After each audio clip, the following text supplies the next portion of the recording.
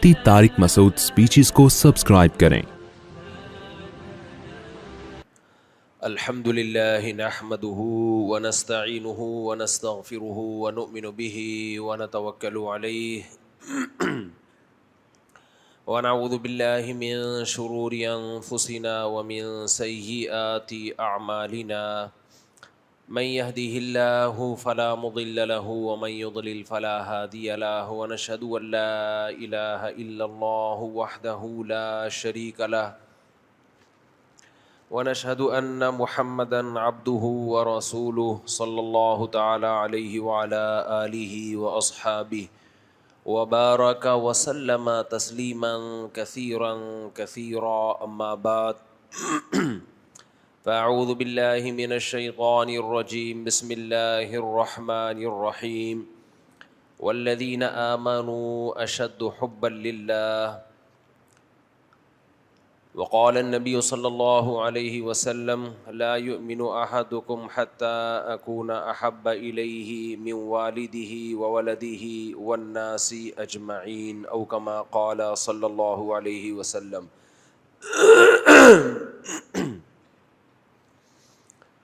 कुरान मजीद की एक आयत और नबी सल्लल्लाहु अलैहि वसल्लम की एक हदीस पढ़ी है। अल्लाह ताला से दुआ है अल्लाह ताला सही तरह से बात कहने की, सुनने की, समझने की और फिर अमल की अल्लाह तौफीक अता फरमाए।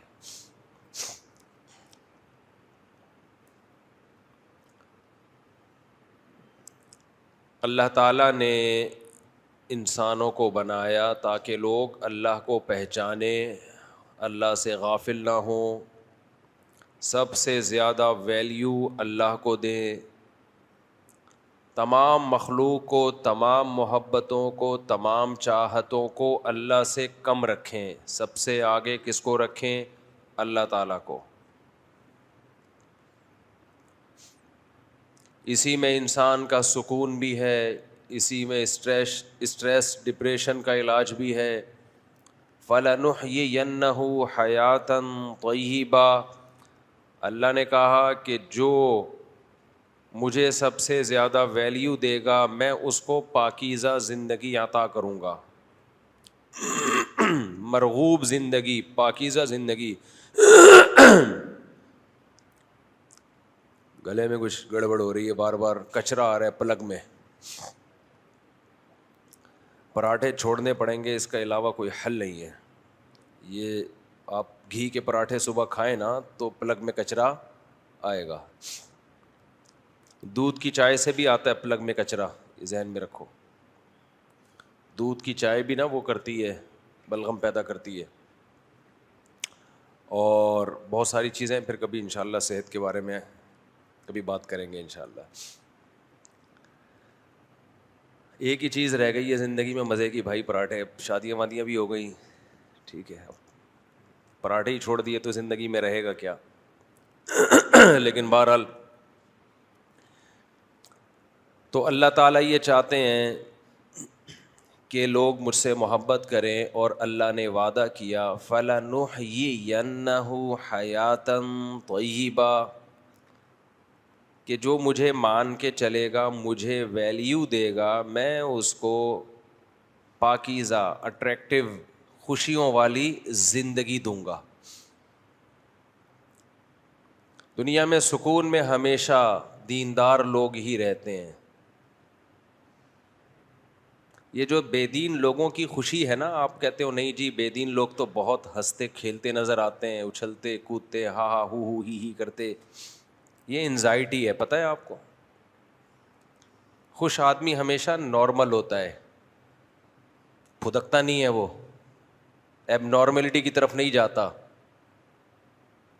हमेशा खुश आदमी पुरसुकून। जो बहुत फुदक रहा है ना, बहुत ज़्यादा, हर वक्त हा ही हू और मुख्तलिफ़ तरीक़ों से अपनी डिप्रेशन निकाल रहा होता है। याद रखो, जैसे डिप्रेशन में जब बहुत ज़्यादा इंसान को स्ट्रेस हो और उसकी वजह से डिप्रेशन होना शुरू हो जाए, तो जैसे उसमें रोता है तो ऐसे ही याद रखो हंसता भी बहुत ज़्यादा है अपनी उस टेंशन को ख़त्म करने के लिए। خوشیوں بھری زندگی اللہ صرف ان لوگوں کو دیتا ہے جن کے دل میں اللہ ہے. حضرت حکیم اختر صاحب رحمہ اللہ تعالی بڑے اللہ والے بزرگ تھے, ان کے بیانات سنا کریں, یوٹیوب پہ موجود ہیں. ان کے بیانات سن کے آپ کو لگے گا کہ اللہ والے کسے کہتے ہیں. پہلے علماء بزرگان دین کیسے لوگوں کو دین کی طرف لاتے تھے, اور آج کل کے اسکالرز کیسی نفرتیں پھیلا رہے ہیں.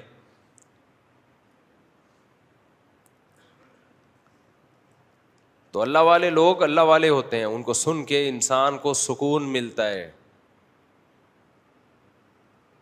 تو وہ فرمایا کرتے تھے کہ دل جو ہے وہ پورے جسم کا بادشاہ ہے. دل پورے جسم کا بادشاہ ہے. اللہ اس کائنات کا بادشاہ ہے. بادشاہ جب بادشاہ پہ حملہ کرتا ہے, اچھا دیکھو یہ ایک بات بیچ میں علمی نقطے کی آ گئی. میں یہ جو ملفوظ سنا رہا ہوں یہ حضرت حکیم اختر صاحب کا ہے نا, تو میں نے بتا دیا کہ یہ کہاں سے ملا ہے مجھے, ان کا قول ہے. یہ بھی خیانت ہوتی ہے. آپ کوئی حکمت کی بات بڑی یونیک قسم کی کر رہے ہو اور ایسے شو کر رہے ہو جیسے میں یہ کہہ رہا ہوں. آج کل یہ بھی ہونے لگا ہے, کسی اور کی تحریر ہوتی ہے اپنے نام سے شائع کر دیتے ہیں. یہ بہت بڑی خیانت ہے. اور یہ بھی خیانت ہے کہ کسی اور کی تحریر ہو اور آپ اس کا نام نہ لکھو نیچے. یہ بھی آج کل چل پڑا, بس منقول لکھ دو, فلاں سے بس منقول ہے. تو بھائی نام لکھو. جب تم نے ایک آدمی سے فائدہ اٹھایا ہے تو کیوں, یہ تو ایک غیر اخلاقی حرکت ہے کہ آپ اس کا نام شو نہ کریں, چاہے وہ جیسا مرضی ہو, لیکن آپ بتا دیں بھائی ہمیں اس سے اتفاق نہیں ہے, لیکن تحریر کس کی ہے, فلاں کی ہے. یہ نام نہیں لکھ رہے ہوتے اس کے اوپر. کوئی آپ کے ساتھ ایسا کرے, آپ کی کتاب شائع کر دے, نام نہ لکھے اور بولے کسی کی کتاب, آپ کو غصہ نہیں آئے گا؟ بھائی یا تو کتاب شائع نہیں کر, یا کر رہا ہے تو میرا نام تو لکھ اس کے اوپر. میری جب 4 شادیوں والی کتاب میں نے لکھی تو میری کتاب چھپنے سے پہلے اس موضوع پر 2 کتابیں اور آ گئیں. میں نے 2-3 لوگوں کو مسودہ دیا پڑھنے کے لیے, تو انہوں نے اپنے نام سے چھاپ دیا اور اس میں تھوڑی سی تبدیلی کر لی. یہ بھی خیانت میں آتا ہے. تھوڑی بہت تبدیلی کر کے, محنت تو ساری کسی اور کی ہے نا, تو اپنے نام سے چھاپ دی, تھوڑی بہت تبدیلی کر دی اس میں. تو غیر اخلاقی حرکت غیر اخلاقی ہی ہوتی ہے. تو آج کل کتابیں لکھنے کا ایک نیا طریقہ مارکیٹ میں آیا ہے. ایک موضوع پر پہلے سے کتاب ہے تو ایسی 10 کتابیں جمع کی. جیسے آپ نے تجارت پہ کوئی کتاب لکھنی ہے, فضائل پر تجارت کے, رائٹر لوگ کیا کر رہے ہیں, کتاب کے مصنفین کیا کر رہے ہیں کہ اس موضوع پر 10 کتابیں پہلے سے ہیں, تو 10 کتابوں میں کمپوزر کو بولا یہ یہاں سے یہاں, یہ دوسری کتاب کے یہاں سے یہاں پیش کر لے, یہ یہاں سے یہاں, مل کے 11ویں کتاب شائع کر دی. یہ بھی خیانت ہے. سمجھتے ہو کہ نہیں سمجھتے ہو؟ یہ کیا ہے؟ خیانت ہے. بلکہ اور چلیں آگے, ہم جب تخصص کر رہے تھے, افتاء فتوے کا کورس سیکھ رہے تھے, تو ہمارے استاد ہم ریسرچ کرنا سیکھ رہے تھے نا. فتویٰ کا کیا مطلب ہوتا ہے؟ مفتی جو ہے وہ ریسرچ کر کے جواب دیتا ہے. آج کل کے یوٹیوب کے جو اسکالرز ہیں نا, ان کو ریسرچ کرنا آتی نہیں, ان کو پتہ ہی نہیں ہے ریسرچ کن کتابوں سے ہوتی ہے. یہ کہتے ہیں بخاری سے ہوتی ہے. بخاری سے بھی ہوتی ہے, بخاری کے علاوہ بھی کتابوں سے ہوتی ہے. اور بخاری کی حدیث کب لی جائے گی, کب چھوڑی جائے گی, یہ اصول بھی ان کو معلوم نہیں ہوتے. ہر فن کے کچھ رجال ہوتے ہیں. تو ہم جب مفتی بن رہے تھے یا ہمیں مفتی کا کورس کروایا جا رہا تھا, تو ہمیں ہمارے استاذ نے یہ بات بتائی, حضرت مفتی ابو لبابہ صاحب اللہ ان کی عمر میں برکت دے, انہوں نے بات بتائی کہ دیکھو جب بھی کسی حدیث کا حوالہ لکھو, ریفرنس, تو اگر کتاب میں خود دیکھا ہے تو لکھو صحیح ہے بخاری. اگر خود بخاری میں نہیں دیکھا بلکہ کسی شخص کی کتاب میں وہ حدیث تھی اور اس نے لکھا کہ بخاری, تو پھر آپ نے ڈائریکٹ بخاری کا حوالہ نہیں دینا. آپ نے کہنا ہے کہ فلاں کتاب کے فلاں صفحہ نمبر پہ بحوالہ بخاری, فلاں کتاب کے فلاں صفحے پہ میں نے یہ حدیث دیکھی ہے بخاری کے حوالے سے, کیونکہ آپ نے بخاری میں تلاش نہیں کی ہے, کسی اور کی تلاش سے فائدہ اٹھا رہے ہو آپ. سمجھ میں آ رہی ہے بات کہ نہیں آ رہی؟ تو یہ بھی خیانت ہے. تلاش اس نے کی ہے, اس کی محنت ہے, اور آپ نسبت کیا کر رہے ہو؟ جیسے آپ نے بخاری میں خود دیکھا ہے. جیسے مشکات جو ہے نا, مشکات حدیث کی کتاب ہے, اب اس میں حدیثیں اپنی سند کے ساتھ نہیں ہوتی, بخاری کے, مسلم کے, ابو داؤد کے, ترمذی کے حوالے ہوتے ہیں عام طور پہ. تو آپ نے حدیث ترمذی میں نہیں دیکھی ہے, آپ نے تو مشکات میں دیکھی ہے. مشکات نے حوالہ دیا ترمذی کا, تو آپ یہ لکھیں گے مشکات حدیث نمبر فلاں بحوالہ ترمذی, یعنی میں نے مشکات میں دیکھی ہے, مشکات نے ترمذی کے حوالے سے نقل کی ہے. کیونکہ یہ صاحب مشکات کی محنت ہے کہ انہوں نے ترمذی میں جا کے دیکھا ہے, آپ کی محنت تھوڑی ہے. آج کل کے لوگ اس چیز کا خیال نہیں کر رہے. اور ایک اور یہاں میں آج کل کے اسکالرس کی ایک آپ کو خیانت بتاؤں, عوام کو خیانت ہوتی ہے, خوب سمجھ لو. کسی بھی طرح سے آپ عوام کو ٹوپی کرا رہے ہو, اٹ از کالڈ خیانت. یہ خیانت بڑی خاندانی ہو رہی ہے, یہ اب سمجھو اس کو. آج کل کے اسکالرس کیا کرتے ہیں, حدیث ایک ہے, حدیث کتنی ہے؟ ایک. وہ بخاری میں بھی ہے, مسلم میں بھی ہے, ترمذی میں بھی ہے, ابن ماجہ میں بھی, ابو داؤد میں بھی ہے. ایک ہی صحابی سے, نیچے سند بھی ایک ہے, تو وہ ایک حدیث کہلاتی ہے. لیکن وہ اسکالرس بھرم دیتے ہیں, حدیث بخاری کی فلاں بخاری میں فلاں نمبر, ابو داؤد میں فلاں نمبر, مشکات میں فلاں نمبر, اور ترمذی میں فلاں نمبر. لوگوں پہ بھرم آتا ہے, ارے اتنی ساری حدیثیں, اوف اتنی, اور فلاں ان تمام حدیثوں کے خلاف ہے, اتنی ساری. وہ اتنی ساری نہیں, کوئی عالم ہوگا ایک ریفرنس دے گا, وہ سمجھ میں آ رہی ہے بات.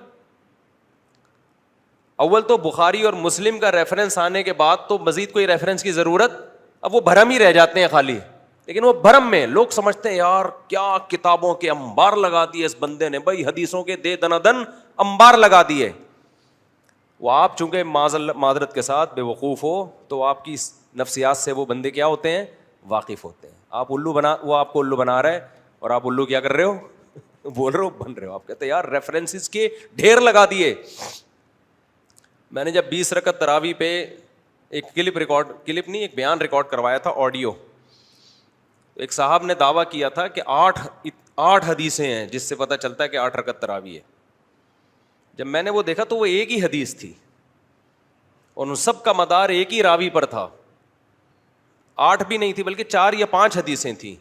2-3 حدیثیں تو وہ الگ, وہ تو تراویح سے متعلق تھی نہیں. جو تراویح سے متعلق تھی 2 یا 3 حدیثیں تھیں, اس کو انہوں نے ایک حدیث تھی, سوری, اس کو کیا کہا ہوا تھا, 4 یا 5 کہا ہوا تھا, حالانکہ وہ ایک ہی حدیث تھی. ان سب کا مدار ایک ہی راوی پر تھا.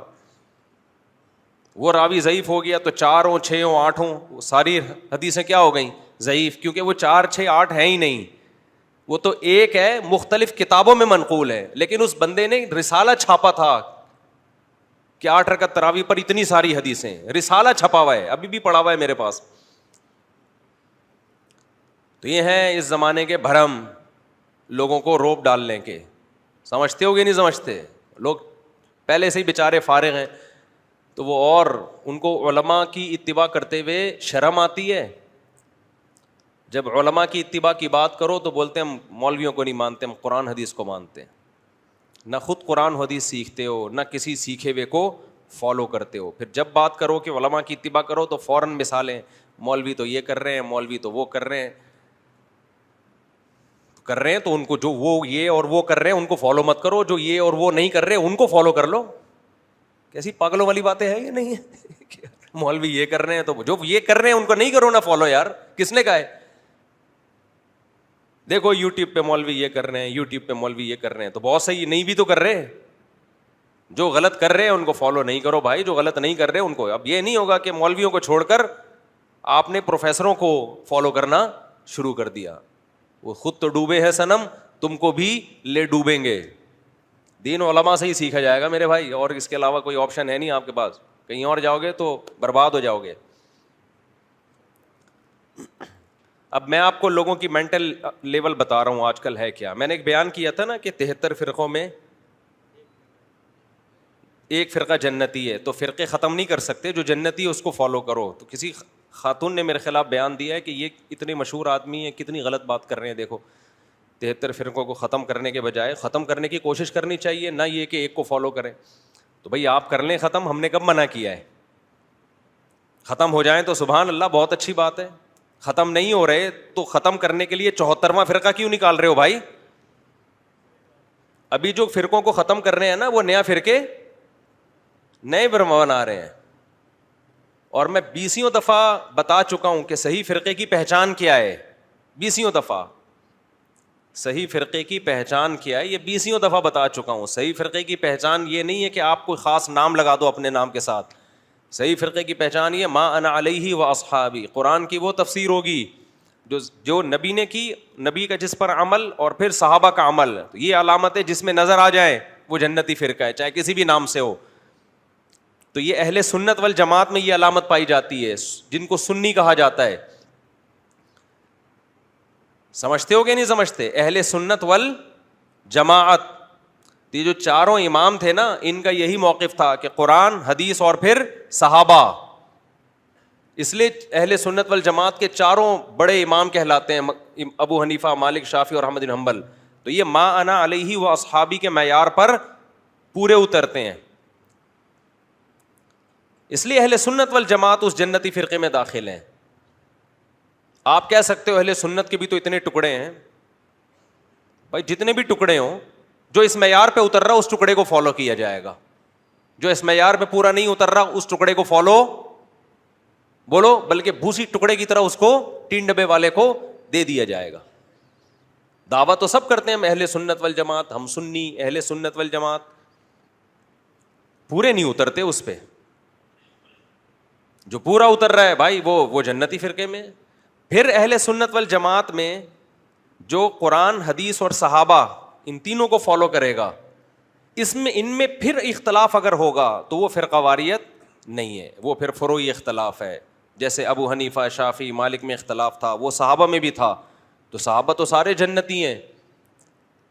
پھر اگر اس کے بعد بھی اختلاف ہوگا تو وہ اختلاف کیا کہلائے گا؟ وہ اصولی اختلاف نہیں ہے. وہ کون سا اختلاف ہے؟ فروعی اختلاف. سمجھتے ہو کہ نہیں سمجھتے؟ ان اختلاف پھر بھی ختم نہیں ہوگا, لیکن وہ اختلاف شریعت کیا کرتی ہے؟ برداشت کرتی ہے کہ وہ ٹھیک ہے, اس میں دونوں فریق ٹھیک ہیں. جیسے بنو قریظہ کی طرف نبی صلی اللہ علیہ وسلم نے صحابہ کا لشکر بھیجا, حکم دیا عصر کی نماز راستے میں نہیں پڑھنا, وہاں پہنچ کے پڑھنا ہے. تو صحابہ نے کیا کیا؟ اختلاف ہو گیا حدیث سمجھنے میں. ایک نے کہا یہاں پڑھنا ہے, دوسرے نے کہا قضا ہو رہی ہے بھائی, قضا ہونے سے بچانا ہے. بار بار یہ حدیث بیان کر چکا ہوں, ایک نے پڑھ لی اور ایک نے چھوڑ دی, اختلاف ہوا. اب یہ نہیں کہ یہ فرقہ جنتی وہ جہنمی, بھائی دونوں جنتی ہیں. اور یہ فرقے ہیں ہی نہیں. تو حنفی, مالکی, شافعی, حنبلی یہ فرقے نہیں ہیں. فرقے اہل سنت والجماعت یا اہل سنت والجماعت سے خارج ہونا, کیونکہ دونوں میں نظریاتی اختلاف ہے, عقیدے کا اختلاف ہے. تو امام ابو حنیفہ, مالک, شافعی, احمد بن حنبل کا جو اختلاف ہے وہ عقائد کا نہیں ہے, وہ فروعی مسائل کا ہے. سب قرآن, حدیث اور صحابہ کو حجت مانتے ہیں. ان کے علاوہ آپ کو اگر کہیں نظر آئے گا یا تو قرآن کی آیتوں میں تحریف کر رہا ہوگا, یا قرآن کو مان رہا ہوگا حدیثوں میں تحریف, یا حدیثوں کو مان رہا ہوگا صحابہ میں تحریف. تو تینوں چیزیں ملتی ہیں تو کیا بنتا ہے؟ اہل سنت والجماعت, جو فرقہ ناجیہ ہے, جو جنتی فرقہ ہے. پھر بھی اگر کوئی کہتا ہے نا میں فرقوں کو نہیں مانتا, آپ اس سے کہتے تم شیعہ ہو یا سنی ہو یہ بتاؤ. وہ کہے میں کچھ بھی نہیں ہوں, میں سمپل مسلمان ہوں. تو ان سے بولو بھائی شیعوں کے عقیدے الگ ہیں, سنیوں کے الگ ہیں, تو بتاؤ نا آپ کس عقیدے کے حامل ہو. تو ایسے لوگ پتہ ہے جواب میں کیا کہتے ہیں؟ کہتے ہیں ہم عقائد تو وہی ہے ہمارے اہل سنت والجماعت والے, لیکن ہمارا کوئی فرقہ نہیں ہے. تو اب جس کے اہل سنت والجماعت والے عقائد ہوتے ہیں اسی کو تو سنی کہا جاتا ہے. اسی کو کیا کہا جاتا ہے؟ ان شارٹ کیا کہہ دیتے ہیں اس کو؟ سنی کہہ دیتے ہیں. سمجھتے ہو کہ نہیں سمجھتے؟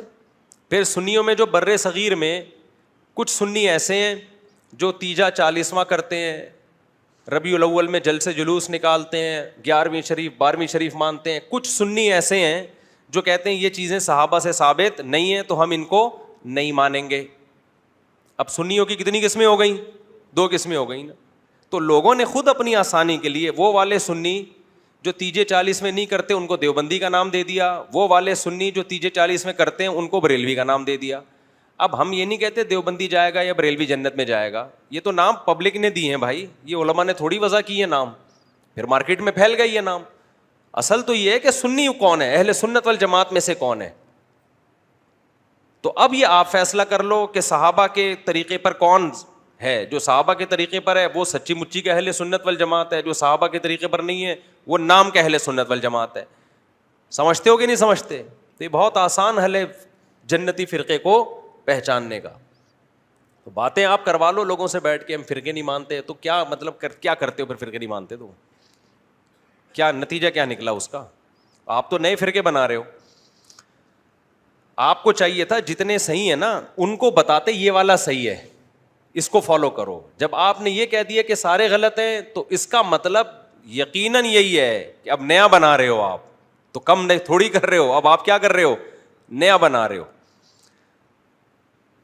تو خیر ہم اپنے اصل ٹاپک کی طرف آتے ہیں. تو میں یہ بات عرض کر رہا تھا کہ اللہ تعالیٰ قرآن مجید میں کہتے ہیں فَلَنُحْيِيَنَّهُ, ہاں میں خیانت کی بات کر رہا تھا. خیانت غیر اخلاقی حرکت ہے نا, عوام کو بیوقوف بنانے کے. ایک حدیث جو 20 کتابوں میں آپ نے یہ بھی ہے فلانا بھی ہے, لوگ کہتے ہیں ابے بھائی انبار لگا دیا اس نے, اتنی ساری حدیث ہیں, وہ اتنی ساری نہیں ہے میرے بھائی, وہ حدیث کتنی ہے, ایک ہے, سند بھی ایک ہے اس کی, تو 10 کتابوں میں آ جائے یا 20 کتابوں میں آ جائے اس سے کوئی فرق نہیں پڑتا. ہو سکتا ہے مخالف کے پاس ایک ہی کتاب کی ہو لیکن وہ صحیح ہو, اور آپ کے پاس 10 کتابوں کی ہو لیکن وہ کیا ہو, ضعیف ہو. آپ کہہ سکتے ہیں جب حدیثیں ضعیف حدیثیں بہت زیادہ ہوتی ہیں تو وہ حسن تک پہنچ جاتی ہیں, قابل قبول بن جاتی ہیں. تو وہ جب ہے جب ضعیف حدیثیں ایک سے زیادہ ہوں, ایک سے زیادہ کتابوں میں ہونا ایک سے زیادہ کہلاتا نہیں ہے, ایک سے زیادہ سندیں ہونا ایک سے زیادہ کہلاتا ہے. سمجھتے ہو کہ نہیں سمجھتے؟ ترمذی ایک کتاب ہے, اسی میں 2 مختلف سندوں سے حدیث ہوگی تو وہ 2 حدیثیں کہلائے گی. لیکن اگر حدیث کی 6 کتابوں میں ایک ہی سند کے ساتھ 6 کتابوں میں حدیث ہے تو 6 حدیثیں نہیں کہلائیں گی, وہ کتنی کہلائیں گی, ایک. اچھا ایک بات تو یہ. دوسری گڑبڑ آج کر کے اسکالرز یہ بھی کر رہے ہیں کہ حوالہ دے رہے ہوتے ہیں, حدیث بخاری میں بھی ہے, مسلم میں بھی ہے, مشکات میں بھی ہے. جو اصول حدیث جنہوں نے پڑھا ہوا ہے نا وہ سمجھتے ہیں بہت بڑا لطیفہ ہے یہ کیا ہے, بہت بڑا لطیفہ. اس لیے کہ مشکات حدیث کی مستقل کتاب نہیں ہے, وہ تو خود حوالہ دیتی ہے کہ یہ حدیث بخاری کی ہے یا مسلم کی. تو جب ڈائریکٹ اصل کتاب کا حوالہ دے دیا تو اب مشکات کا حوالہ دینے کی کیا ضرورت ہے؟ نہیں یہی بات میرا خیال ہے. اس کی مثال ایسے ہے جیسے فضائل اعمال میں آپ نے کوئی حدیث پڑھی نماز کی فضیلت کی, اور حوالہ تھا مسلم کا, آپ نے کہا یہ حدیث بخاری میں بھی ہے, مسلم میں بھی ہے, فضائل اعمال میں بھی ہے. تو بخاری مسلم جب اصل کتابوں کا حوالہ دے دیا, فضائل اعمال کی ضرورت ہے؟ ریاض الصالحین حدیث کی کتاب ہے, بہت مستند حدیث کی, ریاض الصالحین علامہ نووی رحمہ اللہ تعالیٰ نے لکھی. اب انہوں نے حدیثیں جمع کی ہیں اور حوالے دیے ہیں, یہ بخاری کی ہے, یہ مسلم کی, یہ ترمذی کی, یہ ابو داؤد کی. آپ نے کیا کہا, آپ نے کہا یہ حدیث بخاری میں بھی ہے, مسلم میں بھی ہے, ابو داؤد میں بھی ہے, اور ریاض الصالحین کے بھی صفحہ نمبر فلاں پہ ہے. تو عوام تو بھرم میں آئے گی, عوام کہے گی ماشاء اللہ عامی آدمی ہے, عالم نہیں ہے, لیکن اتنا مطالعہ اتنی اسٹڈی کے بڑے بڑے علماء کو اس نے منہ بند کر دیا. حالانکہ علماء کا منہ بند ہوتا ہے جواب دینے سے, اس لیے کہ یہ ان کو اندازہ ہو جاتا ہے کہ یہ بالکل کیا ہے, فارغ آدمی ہے. باقی ہنسی آ رہی ہوتی ہے ان لوگوں کی حرکتوں پر. تو میں نے بہت دفعہ دیکھا ہے بعض اسکالرس کو کہ وہ حوالہ دے رہے ہیں مسلم کا, فلانا کا, پھر مشکات کا, مشکات میں فلاں پہ. تب ہے تو کیا کر رہے ہو لوگوں کے ساتھ یار, تم لوگوں کی نفسیات سے کھیل رہے ہو. اچھا ہے کھیلتے رہو. جب لوگ ڈاکٹروں کو چھوڑ کر قصائیوں سے علاج شروع کرا دیں گے تو اس قوم کی سزا یہ ہے کہ وہ مرے. اسی طرح جب لوگ علماء کو چھوڑ کر عام لوگوں کو مذہبی رہنما بنا کر ان سے مسائل پوچھیں گے تو اس قوم پر بالکل صحیح عذاب آئے گا اللہ کا. اچھا ہے تباہ ہو, برباد ہو, سکون بھی برباد ہوگا اور فرقوں میں تقسیم در تقسیم ہوتے چلے جاؤ گے. یہ اللہ کا فیصلہ ہے.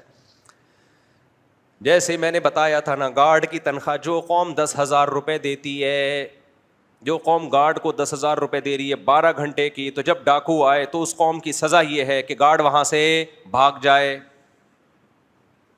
کیا خیال ہے؟ میں نے خود گارڈوں کو, جو گارڈ گلی کے گارڈ ہیں, ان کو مشورہ دیا, بھائی اگر کوئی مشکوک بندہ بھی نظر آتا ہے, خدا کے لیے اپنے بیوی بچوں کا خیال کرنا, بیوی کو بیوہ مت کرنا, بچوں کو یتیم مت کرنا. پہلے 10,000 میں 4-4 6-6 بچے پال رہے ہو, بیوہ ہو جائے گی بیوی, وہ بیچاری کہاں جائے گی. اس لیے کوئی مشکوک آدمی نظر آئے, میں نے کہا میرا گارڈ بھی نظر آئے تو بھاگ جانا.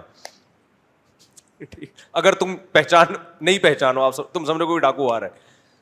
10,000 میں میرے بھائی بالکل صحیح ہے کہ نہیں ہے؟ اس لیے کہ جو گلی والے اپنی جو تمہاری سیکیورٹی کے لیے بیٹھا ہے, تمہاری جیب سے 40-50 گھر ہوتے ہیں ایک گلی میں, 500 روپے بھی دے دیں تو بیڑا پار ہو جائے اس کا. 500 روپے جیب سے نکل نہیں رہے ہوتے, اور بٹھایا اس کو کراچی کے ڈاکوؤں سے حفاظت کے لیے. تو میرے بھائی جیسا دیس ویسا بھیس. خلیفہ ہارون رشید ایک دفعہ بڑی سواری پہ جا رہا تھا, بڑی سواری پہ جاہو جلال کے ساتھ, حشم خدم کے ساتھ. تو ایک شخص آیا اور ہارون رشید کا اس نے لگام پکڑی. ول تو لوگ آنے نہیں دیتے تھے, لیکن جب اس نے دیکھا تو تواضع کی, اس نے کہا آنے دو بھائی, آن دے. اس نے ہارون رشید کے گھوڑے کی لگام پکڑی اور بولا بتا تو زیادہ بہتر ہے یا عمر بن خطاب زیادہ بہتر تھے؟ تو اس نے کہا یقیناً عمر بن خطاب بہتر تھے. انہوں نے کہا عمر بن خطاب کی تو یہ جاہو جلال نہیں تھا, سادہ سواری تھی, گدھے پہ سواری کرتے, کپڑوں میں پیوند لگے ہوتے, اور تو اپنا لباس دیکھ اور اپنا پروٹوکول دیکھ. تو خلیفہ ہارون رشید نے کہا کہ اب عمر بن خطاب حکمران تھا ابو ہریرہ جیسے لوگوں کا. پھر کہا ابو ہریرہ اگر عمر بن خطاب کے کپڑوں پہ 10 پیوند لگے ہوتے تھے تو ابو ہریرہ کے کپڑوں پہ 15 پیوند ہوتے تھے, اور تم گھوڑے پہ سواری کرو اور بادشاہ گدھے پہ سواری کرے ہیں. بھائی تم ریشمی لباس پہن کے گھومو اور بادشاہ سلامت کیا کریں, پھٹے ہوئے کپڑے. تو مجھے اس سے یہ ہمارے گارڈوں کی جو آج کل گلیوں میں تنخواہیں چل رہی ہیں اس سے یاد آیا کہ جو قوم اپنے ماتحتوں کو تنخواہ دینے کے لیے تیار نہیں ہے اور کام میں نچوڑ رہی ہے, تو بھائی اس قوم کو حکمران اسی قوم سے ملیں گے. تو پھر ان حکمرانوں پہ رونا دھونا بنتا نہیں ہے. آپ اپنے ماتحتوں کو نچوڑ سکتے ہو تو ہم اپنے حکمرانوں کے ماتحت ہیں, ان کا حق بنتا ہے کہ ہمیں نچوڑیں. الحمدللہ ہمیں کیا کر رہے ہیں, نچوڑ رہے ہیں. ہمارے حضرت مفتی رشید احمد صاحب رحمہ اللہ تعالیٰ فرمایا کرتے تھے کہ فرعون کو لوگ برا بھلا کہتے ہیں, کہا کہ ہمارے پاس فرعون جیسی طاقت نہیں ہے, اگر ہوتی تو ہم فرعون سے کم نہیں ہوتے. ہم اب ہے نہیں, لہٰذا کبھی بیوی کو تھپڑ مار دیا, کبھی بچے کو ٹھڈا مار دیا, کبھی جا کے دفتر میں کسی کو گالیاں دے دی. تو فی الحال ہمارے پاس اختیارات اس سے زیادہ ہے نہیں, اس سے زیادہ پھڈا ہم افورڈ نہیں کر سکتے. جیسے ایک آدمی کسی کو بہن کہہ دیا کرتا تھا نا, بیوی کہہ دیا کرتا تھا دوسرے کی بیویوں کو غلطی سے, جب پکڑا جاتا تو کہتا بھائی بھولے سے کہہ دیا, مجھے بھولنے کی بیماری ہے. دوسرے کی بیوی کو بھولے سے کیا کہتا, اپنی. پکڑا جاتا تو سرٹیفکیٹ لے کے گھوم رہا تھا مجھے بھولنے کی بیماری ہے. تو کسی نے کہا کبھی اب بھولے سے اپنی بیوی کو بہن بھی بول دیا کر, تو اس نے کہا ہم اتنا بھولتے ہیں جتنا افورڈ کر سکیں. سمجھ رہے ہو, ہم اتنا بھولتے ہیں جتنا افورڈ کر سکیں. تو میرے بھائی ہمارے پاس پاور نہیں ہے, لہذا ہم اتنا ظلم کرتے ہیں جتنا افورڈ کر سکتا تھا, لہذا وہ زیادہ ظلم کرنا شروع کر دیا اس نے. تو خیر بات کہاں سے کہاں چلی گئی جی ہاں, میں وہ بات کر رہا تھا, دوبارہ اسی طرف آتا ہوں. ہاں یہ آپ نے بھول گیا تھا یہ مثال. تو حضرت حکیم اختر صاحب رحمہ اللہ تعالیٰ بڑی پیاری مثال دیا کرتے تھے, چونکہ یہ ان کی مثال ہے اس لیے ان کے نام سے بیان کر رہا ہوں میں. فرماتے تھے کہ دیکھو انسان اللہ کو ناراض کر کے خوش ہونے کے اسباب اختیار کرتا ہے. ناراض کس کو کرتا ہے, اللہ کو. زنا کے ذریعے, شراب کے ذریعے, دولت کی لوٹ کھسوٹ, حلال حرام کی پرواہ کیے بغیر دولت. اگر حلال طریقے سے آ بھی گئی تو اترانا شروع کر دیتا ہے خوش ہونے کے لیے, اس کو دکھاتا ہے دنیا کے سامنے تاکہ غریب لوگ ڈپریشن میں جائیں. ہر برائی پہ آج کل اچھائی کا لیبل لوگوں نے لگا دیا ہے کہ ہم ترغیب دینے کے لیے کرتے ہیں, موٹیویٹ کرنے کے لیے کرتے ہیں. آپ موٹیویٹ کرنے کے لیے نہیں کر رہے, آپ شو مارنے کے لیے کر رہے ہو. موٹیویشن کا یہ کوئی طریقہ نہیں. موٹیویشن میں تو صبر کی تلقین کی جاتی ہے. تو اب کیا مسئلہ ہے میرے بھائی, جب اللہ تعالیٰ کو ناراض کر کے انسان خوشیاں حاصل کرتا ہے. دیکھو خوشی کا محل کیا ہے, دل ہے نا. خوشی کہاں محسوس ہوتی ہے, بولتے کیوں نہیں, ہاتھوں میں. کہ میرے ہاتھ بہت خوش ہیں, ہاتھوں میں ہوتی ہے خوشی. گھٹنوں میں خوشی محسوس ہو رہی ہے بہت زیادہ, ہوتی تو دماغ میں ہے, لیکن اس دماغ کا سب سے پہلا اثر کہاں پڑتا ہے؟ دل پہ. جب بھی آپ غمزدہ ہوگے یا خوش ہوگے, دل کی دھڑکن آپ کی چینج ہو جائے گی, خوشی میں الگ ٹائپ کی اور غم میں الگ. اس لیے لغت میں بھی, قرآن میں بھی, حدیث میں بھی خوشی اور غمی کا محل دل کو بتایا گیا, کیونکہ پہلا اثر کس پہ پڑتا ہے؟ دل پہ. اس کی مثال ایسے ہے, ہم سوتے ہیں تو دماغ سوتا ہے, لیکن ہم کیا کہتے ہیں؟ آنکھیں سو رہی ہیں, کیونکہ دماغ جب سوتا ہے تو سب سے پہلے اثر کس پر آتا ہے؟ آنکھوں پہ آتا ہے. آنکھوں, لہذا لغت جو ہے نا, اہل لغت وہ آنکھوں کی طرف نسبت کرتے ہیں. آنکھ دیکھ کے پتہ چلتا ہے کہ سو رہا ہے کہ جاگ رہا ہے, حالانکہ سوتا تو دماغ ہے. دماغ کون دیکھ رہا ہے بھائی؟ نظر کیا آ رہی ہیں؟ آنکھیں. جیسے ہی دماغ سوئے گا سب سے پہلے آنکھیں کیا ہوں گی؟ بند. سب سے پہلا اثر آنکھوں پہ پڑتا ہے. کبھی نہیں آپ نے دیکھا ہوگا بندہ سو رہا ہے اور آنکھیں کھلی ہوئی ہیں اس کی, ڈر جائے آدمی, بھاگ جائے وہاں سے. تو جب ہم دماغ سے کچھ سوچتے ہیں, غم ہوتا ہے, خوشی ہوتی ہے, اس کے اثرات سب سے پہلے کہاں پڑتے ہیں؟ کہتے ہیں نا دل. تبھی دنیا میں محبت میں, نفرت میں مثالیں کس کی دی جاتی ہیں؟ دل کی. تو قرآن بھی چونکہ ایک زبان میں نازل ہوا ہے نا, تو قرآن نے بھی دل ہی کی طرف نسبت کی ہے. تو اب یہ دل جو ہے نا, دل یہ ہے دلوں کا, یہ ہے جسم کا بادشاہ. تو خوشی کا محل, جہاں خوشی محسوس ہوتی ہے, وہ جگہ کیا ہے؟ بولو, دل. آپ خوشی کے اسباب اختیار کرنے کے لیے کبھی زبان کو لذت دیتے ہیں اچھے کھانے کھا کے, ہو بھی جاتی ہے, دل میں خوشی محسوس ہوتی ہے. کبھی ہاتھوں کو لذت, کبھی نظر کو لذت, کبھی کانوں کو لذت, گانے سن رہے, تھرتھرا رہا ہے. کمال کی بات یہ ہے کہ اللہ نے یہ سارے اعضاء آپ کے اختیار میں دے دیے. آپ اپنے ہاتھ کو جدھر چاہیں گھمائیں, آنکھوں کو جدھر چاہے گھمائیں, زبان سے جو چاہیں بولیں, جو چاہیں کھائیں. لیکن جو جہاں سے ان تمام اعضاء کو اپنی چاہتوں میں استعمال کر کے جو خوشی حاصل ہوتی ہے, محسوس ہوتی ہے, وہ ہوتی کہاں ہے؟ دل میں. وہ آپ کے کنٹرول میں اللہ نے رکھا ہی نہیں ہے. وہ آپ کے کنٹرول میں اللہ نے, بولو, رکھا ہی نہیں ہے. تو حکیم اختر صاحب رحمہ اللہ تعالیٰ فرمایا کرتے تھے کہ اللہ ہے بادشاہ. بادشاہ جب کسی ملک پہ چڑھائی کرتے ہیں تو ان کا ہدف چپڑاسی اور گلی کے جمعدار نہیں ہوتے, بادشاہوں کا ٹارگٹ بادشاہ ہوتے ہیں. سمجھ میں نہیں آ رہی بات؟ میرا خیال ہے بادشاہوں کا ہدف کیا ہوتا ہے؟ بادشاہ ہوتے ہیں. وہ دائیں بائیں جانے کی کوشش, کبھی بادشاہ نے دیکھا کہ بادشاہ نے کسی ملک پہ چڑھائی کی ہو اور اپنے فوجیوں سے کہا ہو کہ بادشاہ اور وزیر کے علاوہ جتنے جو گلی محلے میں جمعدار گھوم رہے ہیں سب کو گرفتار کر کے لے آؤ؟ وزیر بولیں گے بادشاہ سلامت, کیا ہو گیا, وہ ان کا کیا لینا دینا ہے یار, گرفتار اگر کرنا ہے تو آپ ہمارے ذمہ کام لگائیں, ان کے آرمی کے چیف کو گرفتار کریں ہم, آپ ان کے جو کمانڈر ہے اس کو گرفتار کریں, گورنر کو گرفتار کریں, اور آپ تو ہمیں آرڈر کریں کہ ہم بادشاہ کو گرفتار کر کے لائیں. آپ آرڈر تو کریں. بادشاہوں کی سوچ نیچی ہوتی ہے یا اونچی ہوتی ہے؟ تبھی اسلامی سلطنت میں جتنے بادشاہ گزرے سب کی 4 بیویاں تھیں. استغفر اللہ, پھر ٹاپک دوبارہ آ گیا, یہ کئی دفعہ کوشش کرتا ہوں. اس سے پتہ چلتا ہے کہ جن کی 4 بیویاں ہوتی ہیں ان کی سوچ کیسی ہوتی ہے؟ بادشاہوں والی ہوتی ہے. چاہے خود بادشاہ نہ بھی ہوں, گھر میں غلام ہو جائے, استغفر اللہ, پھر دوبارہ سچ نکل رہا ہے, یعنی چاہے وہ بادشاہ نہ بھی ہوں, گھر میں بھی اچھی زندگی گزار رہے ہوں, لیکن بادشاہ نہ بھی ہوں, لیکن سوچ کیا ہے ان کی؟ اب دیکھو چپ ہو گئے نا, سوچ کیا ہے؟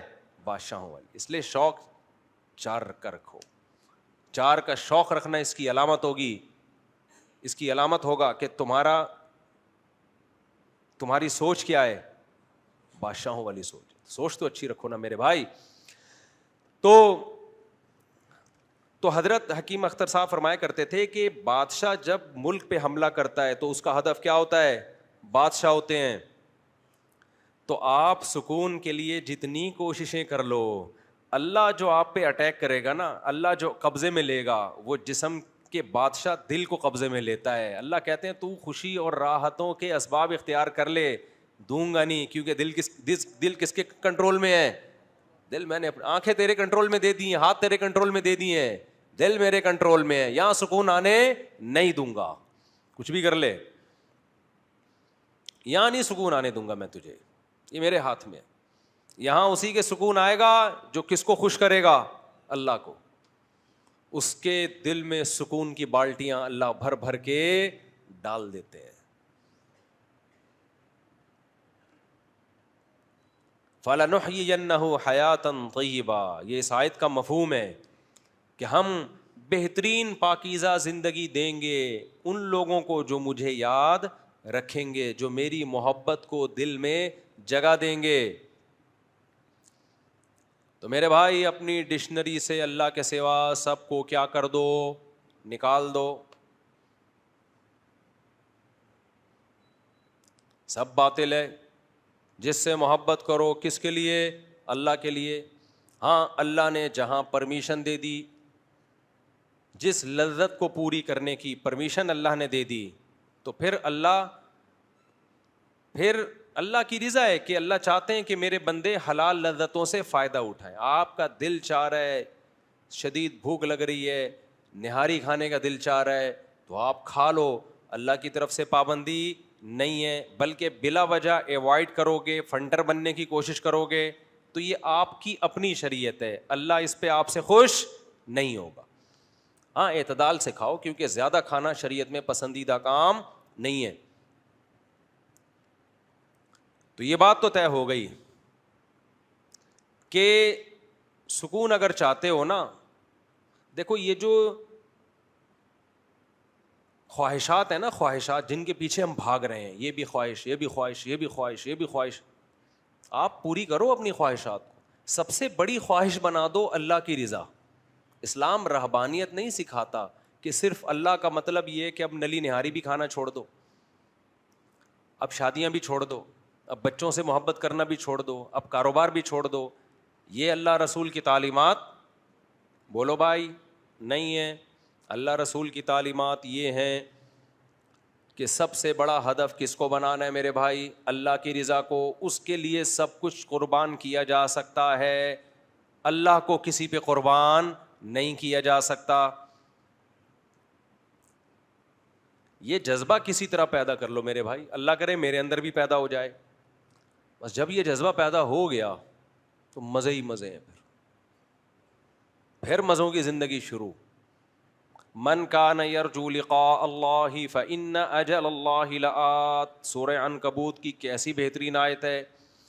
اللہ کہتے ہیں جو اللہ سے ملاقات کی امید رکھتا ہے اسے امید ہے کہ مر کے مٹی ہو کے ختم نہیں ہوں گا. دنیا مسافر خانہ ہے, بہت جلد ختم ہونے والی ہے, اور رب سے بہت جلد ملاقات. تو میں ایسے کام کر کے جاؤں کہ رب کو منہ دکھاؤں تو وہ خوش ہو مجھ سے. تو اللہ کہتے ہیں جو اللہ سے ملاقات کی امیدیں لگا کے رکھتا ہے, تو جو اس کو ٹینشنیں آ رہی ہیں ٹینشن نہ لے. فإن اجل اللہ لآت, بہت جلد ملاقات ہونے والی ہے, بہت جلد. ہم کسی کی موت پہ بہت غمزدہ ہوتے ہیں نا, تو فرشتے ہم پہ ہنس رہے ہوتے ہیں. فرشتے کہتے ہیں بھائی تو سب نے جانا ہے. ایک خاتون کا میرے پاس فون آیا لاہور سے, فون نہیں آڈیو, وہ ہمارے اسسٹنٹ ہیں نا, ان کے پاس آڈیوز آتی ہیں, اب ان کا نمبر میں نے دیا ہوا ہے, تو وہ فلٹر کرتے ہیں کہ کسی کا کوئی بہت زیادہ ضروری مسئلہ ہے تو پھر وہ مجھے بھیج دیتے ہیں. زیادہ تر مسائل تو میں مفتی طارق مسعود پہ ریکارڈ کروا دیتا ہوں, لیکن کسی کا کوئی پرسنل مسئلہ ہوتا ہے تو پھر ریکارڈ نہیں ہوتی, وہ وہیں بھیج دیتے. تو اس دوران ایک ویڈیو ہمارے اسسٹنٹ نے بھیجی. وہ بیچاری خاتون بہت رو رہی تھی, ان کی والدہ کا انتقال ہو گیا. بہت زیادہ رونا دھونا. ایک تو رونا تو نیچرل ہے, وہ تو انسان کو میت پہ آتا ہے اور آنا بھی چاہیے. بالکل ہی رونا نہیں آ رہا ہے اس کا مطلب تعلق ہی نہیں تھا کوئی. بھائی آپ کا بچہ ہی نہیں ہے, آپ کا بیٹے کا انتقال ہوا, آپ خوش مل رہے ہیں, یا تو آپ پاگل ہیں یا یہ آپ کا بیٹا بولو نہیں. دونوں میں سے ایک بات تو کیا خیال ہے بھائی ہوگی نا. تو اولاد پہ یا ماں باپ پہ یا ریلیٹیو پہ رونا آنا یہ تو نیچرل ہے بھائی, لیکن ایک حد ہوتی ہے ہر چیز کی نا.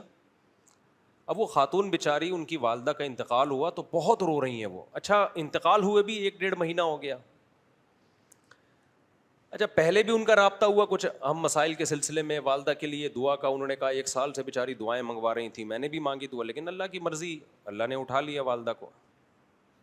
انہوں نے بہت رونا دھونا، 1 مہینہ ہو گیا. ان کا خیال تھا میں جب آڈیو بھیجوں گا تو میں بھی رونا دھونا شروع کر دوں گا. میں نے نہیں رویا. اول تو میں روؤں کیوں، میری والدہ کا تھوڑی انتقال ہوا ہے، خیر اللہ کسی کی بھی والدہ کا انتقال نہ ہو، ہم تو کہتے ہیں سب کی لمبی عمریں ہوں. مجھے غم تو ہوا. ان کو میں نے 2 جملے تسلی کے کہے، اس کے بعد میں نے کہا یہ کوئی نئی بات نہیں ہے کہ آپ کی والدہ کا انتقال ہو گیا.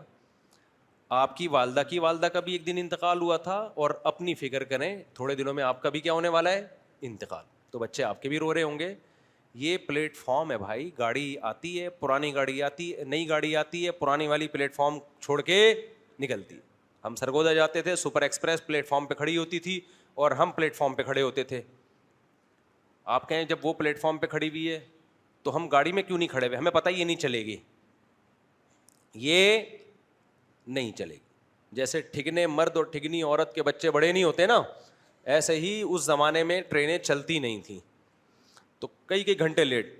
تو اب پلیٹ فارم پہ جب پرانی گاڑی پلیٹ فارم چھوڑ کے نکلتی ہے تو پھر نئی گاڑی آتی. نئی گاڑی کے آنے کے لیے پرانی کو چھوڑنا پڑتا ہے. تو بھائی آج ہم کسی کے ماں باپ ہیں، آج ہم مریں گے، کل ہمارے بچے مریں گے، کل ہمارے ماں باپ دنیا سے گئے تھے، دادا دادی گئے تھے، نانا نانی گئے تھے. یہ تو ایک چکر لگا ہوا ہے. موت کے لیے پیدا کیا گیا ہے، زندہ رہنے کے لیے تو پیدا کیا ہی نہیں ہے. تو جس کام کے لیے پیدا کیے وہ کام نہیں ہوگا کیا؟ اس میں اتنا ٹینشن لینے کی کیا بات ہے بھائی؟ سب مریں گے بھائی، سب نے ایک ایک کر کے پتلی گلی سے بولو نکلنا ہے. عربوں میں بڑی خاندانی چیزیں ہیں بعض، کیونکہ ہم لوگ ہندوؤں کے ساتھ بہت رہے نا، تو ہمارے یہاں موت زندگی کو بہت زیادہ ویلیو دی جاتی ہے. عرب نہیں زیادہ لفٹ کراتے. غیر مسلموں کے ساتھ رہ کے نا ہم لوگ 800-900 سال کدھر رہے ہیں، ہندوؤں کے ساتھ رہے ہیں نا، بہت سی چیزیں ہم میں وہاں سے آ گئی ہیں. عرب میں بہت زیادہ نہیں ہوتا موت کے، بہت زیادہ رونا دھونا لگایا ہوا ہے. تھوڑا رونا تو وہ تو نیچرل ہے، میں نے بتایا وہ تو نہ ہونا غلط. ما تعالی الایمان ما قدر اللہ، وہ کہتے ہیں جو مقدر میں تھا ہو گیا، ایمان پر موت ہوئی ہے خلاص، چلو. چلو کو وہ عربی میں کیا کہتے ہیں، چلو. ٹھیک ہے. تو میں نے اپنے بارے میں کچھ وصیتیں کی ہیں کہ میں مر جاؤں تو کیا ہوگا، وہ میں نماز کے بعد وصیتیں بتاؤں گا انشاءاللہ. مجھے یاد دلانا میں مر جاؤں تو کیا کرنا ہے اور کیا نہیں کرنا ہے. سمجھ رہے ہو؟ ہم بھی مریں گے نا، اللہ کرے وصیت سے پہلے ہی نہ مر جاؤں کہیں، یعنی تو وصیت کرنے کا تو ویسے کی بھی ہے لیکن دوبارہ کروں گا. ہمارا ہدف صرف ایک ہے میرے بھائی، وہ کیا ہے، اللہ. اللہ خوش ہے سب سیٹ چل رہا ہے مارکیٹ میں. اللہ ناراض ہے تو سارے زندہ بھی ہوں تو غلط ہے. کیا کرنا ہے ایسی زندگی کا بھائی؟ مسلمان کا ہدف کیا ہوتا ہے، ایک اللہ. مسلمان کا ہدف کیا ہے، ایک اللہ بس، اور کچھ بھی نہیں ہے. تو اس کو کیا ملتا ہے اس ایک اللہ کو اللہ بنانے میں؟ یہ گھڑی خراب ہوئی ہوئی ہے، مجھے ٹائم کا نہیں پتہ چل رہا، یہ کہ کسی صحیح کروا دیں یہ اگر تو، یا میرے سامنے کوئی گھڑی رکھ دیں یار، کچھ نہیں ایسے نہیں، سامنے گھڑی ہونی چاہیے. خیر، تو مسلمان کا ہدف صرف کیا ہوتا ہے، اللہ. تو دل کس کے، نبی صلی اللہ علیہ وسلم نے فرمایا دل جو ہے بین اصبعی الرحمن، اللہ کی 2 انگلیوں کے درمیان میں. آپ نے دیکھا ہوگا بعض لوگوں کو کوئی پرابلم نہیں ہوتی، بیٹھے بیٹھے ڈپریشن میں جا رہے ہوتے ہیں، بلا وجہ ٹینشن میں جا رہے ہوتے ہیں. دیکھو ایک تو ڈپریشن کی بیماری ہے، وہ دماغی بیماری ہے، وہ کسی کو بھی ہو سکتی ہے. جیسے نیک آدمی تہجد گزار، سر پہ پتھر لگا اس کے اور دماغ ہل گیا تو وہ پاگل ہو جائے گا کہ نہیں ہو جائے گا؟ یہ تو نیچرل ہے نا، تکوینی امر ہے یہ تو ایسے ہی بعض دفعہ نیک لوگ ڈپریشن کے مریض بن سکتے ہیں. دماغ کے کیمیکل کیا ہو جاتے ہیں، اوپر نیچے، کوئی خوراکیں غلط کھا لی، یا کوئی موروثی بھی ہوتا ہے، باپ دادا سے کوئی بیماری یہ دماغی چلی آ رہی ہوتی ہے, یہ بالکل ایک الگ چیز ہے. کیونکہ لوگ یہ سمجھتے ہیں کہ نیک آدمی تو ڈپریشن کا مریض ہو ہی نہیں سکتا. بھائی نیک آدمی ڈپریشن کا مریض اس سینس میں ہو سکتا ہے کہ یہ ایک دماغی بیماری ہے. تو بیماری جیسے وہ کسی کو, جیسے ہارٹ پیشنٹ ہوتے ہیں نا نیک لوگ, تو ایسے دماغ کے پیشنٹ بھی ہو سکتے ہیں. اس میں کیا ہے, میں اس ڈپریشن کی بات نہیں کر رہا جو ایک بیماری ہے, میں ایک نارمل ڈپریشن کی بات کر رہا ہوں کہ جو ٹینشنوں اور غموں کو لے کے انسان بڑھا لیتا ہے اور پھر پاگل پنے کی طرف جانے لگتا ہے, چھوٹی چھوٹی سی باتوں کو بہت ویلیو دیتا ہے. یہ والی ٹینشن نیک لوگوں کو نہیں ہوتی. سمجھتے ہو کہ نہیں سمجھتے ہو؟ یعقوب علیہ السلام ساری زندگی روتے رہے نا اپنے بیٹے کی یاد میں, بینائی چلی گئی مگر خودکشی کا خیال نہیں آیا ان کو. ہمیشہ زبان سے کیا نکلا ہے, شکر کا جملہ. حضرت مولانا طارق مل صاحب کا بیٹے کی ڈیتھ ہوئی ہے, آنکھ سے آنسو نکل رہے ہیں, زبان سے کوئی ناشکری کا جملہ نکلتے ہوئے دیکھا کسی نے؟ ہم نے دیکھا ہے نافرمانوں کو. جب بیٹا مر گیا نا, ایک بندے کو میں نے دیکھا, کہہ رہے اللہ کو میرے اوپر ہی میرا ہی بچہ لینا تھا, پہلے ہی کم ٹینشنیں چل رہی ہیں اور اللہ نے ہمارے ساتھ یہ کر دیا. یہ نافرمانوں کا رویہ ہوتا ہے, وہ آپے سے باہر ہو جاتے ہیں. نیک لوگوں کی آنکھوں سے آنسو نکلتے ہیں, زبان سے ناشکری کا ایک جملہ نہیں نکلتا. کہتے ہیں اللہ کی مرضی بھائی, اللہ کی امانت ہے, ہم اللہ کے بندے ہیں, انا للہ, ہم اللہ کے غلام ہیں, و انا الیہ راجعون, ہم نے بھی ادھر ہی جانا ہے. یہ چلا گیا, یہ پہلے چلا گیا, اگلی ٹرین سے ہم پہنچ رہے ہیں. یہ پہلے چلا گیا تو اگلی ٹرین سے ہم پہنچ رہے ہیں. آپ کا بچہ امریکہ جا رہا ہوتا ہے, آپ نے بھی 1 سال بعد جانا ہے, پھر بھی ایئرپورٹ پہ رخصت کرتے ہوئے رو رہے ہوتے ہو کہ 1 سال کے لیے جدائی ہو رہی ہے نا. لیکن ایسا نہیں ہوتا کہ دیوار سر جو ہے دیواروں سے جا کے مارنا شروع کر دو. یہ پہلے امریکہ چلا گیا, میں 1 سال بعد کیوں جا رہا ہوں, ہاں ہو, اور اللہ کو میرے ہی بچے کو امریکہ بھیجنا, تو بھائی اگلی فلائٹ سے تو چلا جائے. تو مسلمان کا بچہ امید ہے اچھے ٹھکانہ ملے گا اس کو, تو یہ پہلے چلا گیا, اگلی فلائٹ سے ہمارے کیا خیال ہے بھائی؟ قبرستان میں کہا تھا نا, السلام علیکم یا اہل القبور انتم لنا سلف ونحن بکم خلف وانا انشاء اللہ بکم لاحقون. پوری دعا قبرستان کی یاد کر لو, پھر پڑھی نہیں جائے گی قبرستان میں. ہم صرف آدھی دعا یاد کرتے ہیں, السلام علیکم یا اہل القبور, اے قبر والو تم پر سلامتی ہو. آگے جملہ تو دیکھو کتنا خطرناک ہے, انتم لنا سلف, تم پہلے چلے گئے, ونحن بکم خلف, اور ہم تمہارے ساتھ تمہارے بعد ہیں, وَإِنَّا إِنْ شَاءَ اللَّهُ بِكُمْ لَاحِقُونَ, انشاءاللہ ہم بھی تمہارے ساتھ آنے والے ہیں. کیا سکھایا جا رہا ہے دیکھو یار. مردے کو کے بارے میں آپ کو بتایا جا رہا ہے کہ مردے کو بولو انشاءاللہ میں بھی پھٹے پہ لیٹنے والا ہوں. یہ ہے پوری دعا. لوگ صرف السلام علیکم یا اہل القبور یاد کر لیتے ہیں اور وہاں سے جواب آتا ہے وعلیکم السلام بھائی عبد الغفور. قاری صاحب کا قصہ سن لیے گا دوبارہ. انا انشاء اللہ بکم لاحقون, یہ ہمیں دعا سکھائی ہے قبرستان میں جاتے ہوئے, انشاءاللہ ہم بھی تمہارے ساتھ آنے والے ہیں, لیٹنے والے ہیں. کل ہماری بھی یہاں 2-4 قبروں کے بعد ادھر کہیں جگہ, تھوڑے دن ہے, زیادہ ٹائم نہیں ہے میرے بھائی. آپ سمجھ رہے بہت ٹائم ہے, بہت ٹائم ایسے گزر رہا ہے یار, ایسے گزر رہا ہے. پچھلا رمضان, ابھی کسی نے بتایا بھی رمضان 3-4 مہینے میں آنے والا ہے, حالانکہ ابھی تو گزرا ہے. تو جب قبرستان جاؤ, السلام علیکم یا اہل القبور اردو میں بول دیا کرو, اے قبر والو تم پر اللہ کی سلامتی ہو, تم پہلے چلے گئے, ہم تھوڑا اگلی ٹرین سے پہنچنا ہی چاہتے ہیں, اور انشاءاللہ ہم تم سے بہت جلد ملاقات کرنے والے ہیں. رات کو یہ دعا نہیں پڑھنا کیونکہ خوف زیادہ ہوتا ہے, ایسا نہ ہو اگلے ٹرین کے بجائے اگلی بوگی سے پہنچ جاؤ آپ خوف کی وجہ سے. تو موت زندگی تو کوئی ایسی چیز نہیں ہے بھائی, یہ تو نیچرل ہے. اللہ نے پیدا کیا ہے کس کام کے لیے؟ مارنے کے لیے. آپ نے اپنے بچوں کو بھیجا امریکہ پڑھنے کے لیے, اب وہ پڑھ رہا ہے, آپ حیران ہو رہا ہے بھائی یہ پڑھ کیوں رہا ہے, ابھی یہ کیا کر رہا ہے, اپنے دوست کو بھائی یہ پڑھ رہا ہے یار, میں نے تو کہہ رہے بھیجا کیوں تھا, پڑھنے کے لیے بھیجا تھا. پڑھ رہا ہے بھائی, تو ابے کمبخت جب تو نے پڑھنے کے لیے بھیجا تھا تو پڑھے گا نا, اس پہ کیا حیرانگی ہے؟ تو جیسے یہ حیران ہوتا ہے نا, تو ایسے ہی ہم مرنے والے پہ حیران ہوتے ہیں, مرا کیوں؟ اللہ کہتے ہیں میں نے بھیجا کس کے لیے؟ مارنے کے لیے تو بھیجا ہے, اور تو اسی پہ حیران ہو رہا ہے مرا کیوں؟ تو بھیجا جس کام کے لیے ہے وہی تو ہوا ہے. آپ کہہ سکتے ہیں اللہ ٹھیک ہے مارنے کے لیے بھیجا, لیکن 90 سال میں مار دیتا نا, اتنی جلدی کیا پڑی ہے تجھ؟ یہاں اللہ میاں کہتے ہیں میں نے کب کہا کہ 90 سال میں مارنے کے لیے بھیجا ہے؟ اللہ تو یہ کہتا ہے، نبی کی صحیح حدیث ہے کہ بچہ جب ماں کے پیٹ میں ہوتا ہے نا تو 4 مہینے کا جب ہوتا ہے تو فرشتہ آ کے لکھ دیتا ہے کتنے سال جیے گا، کتنے سال کے لیے دنیا میں آیا ہے، کوئی 1 سال کے لیے، کوئی 2 سال کے لیے، کوئی 40 سال کے لیے، کوئی 45 سال کے لیے. یہ تو میں اور آپ نے اپنے بارے میں فرض کر لیا ہے کہ میں 90 سال کے لیے ہوں.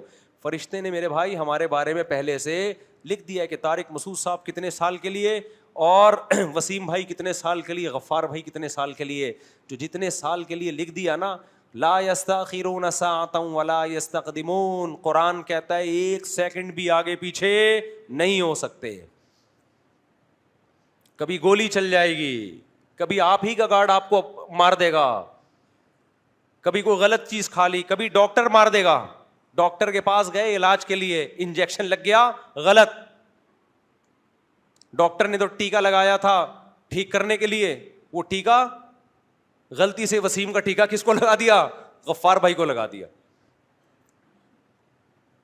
تو بہت کچھ ہوتا ہے دنیا میں.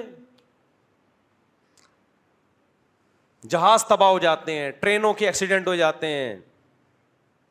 سلیمان علیہ السلام کے دور کا واقعہ مشہور ہے نا کہ وہ سلیمان علیہ السلام نے ایک بندے کو دیکھا، ایک اجنبی شخص آیا نا ان کے دربار میں، تو وہ بندے کو گھور گھور کے دیکھ رہا ہے ایک. تو بندہ ڈر گیا کہ یار یہ پتہ نہیں مجھے کیوں دیکھ رہا ہے اتنے گھور کے. تو وہ جب وہ اجنبی شخص چلا گیا تو اس بندے نے سلیمان علیہ السلام سے پوچھا کہ یہ کون ہے جو مجھے گھور گھور کے دیکھ رہا تھا؟ سلیمان علیہ السلام نے فرمایا کہ موت کا فرشتہ ہے، یہ تجھے گھور کے دیکھ رہا تھا. اس نے کہا آپ مجھے ہندوستان پہنچا دیں، یہ تو موت کا فرشتہ دیکھ کے چلا گیا ہے، دوبارہ چکر لگائے گا، تو آپ مجھے کہاں پہنچا دیں؟ سلیمان علیہ السلام کے تابع تھی ہوائیں، انہوں نے پتہ نہیں کتابوں میں یہ واقعہ لکھا ہے، اللہ خیر جانے مستند ہے یا نہیں ہے، میرے علم میں نہیں ہے، لیکن اس سے جو مضمون ثابت ہو رہا ہے وہ کیا ہے، وہ بالکل ٹھیک ہے.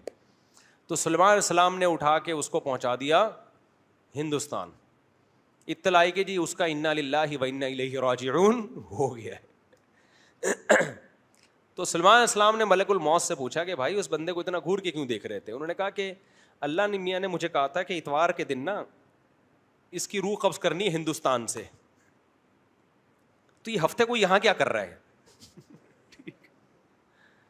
یہ تو تیز رفتار گھوڑے میں بھی بیٹھ کے ہندوستان کی فلاں لوکیشن پہ جائے گا تو نہیں پہنچ سکتا، میں گھور گھور کے دیکھ رہا ہوں، وہی بندہ ہے، کوئی اور تو نہیں ہے، وہی بندہ ہے، کوئی اور تو نہیں ہے. تو دیکھو یہی چیز اس کی موت کا ذریعہ بن گئی.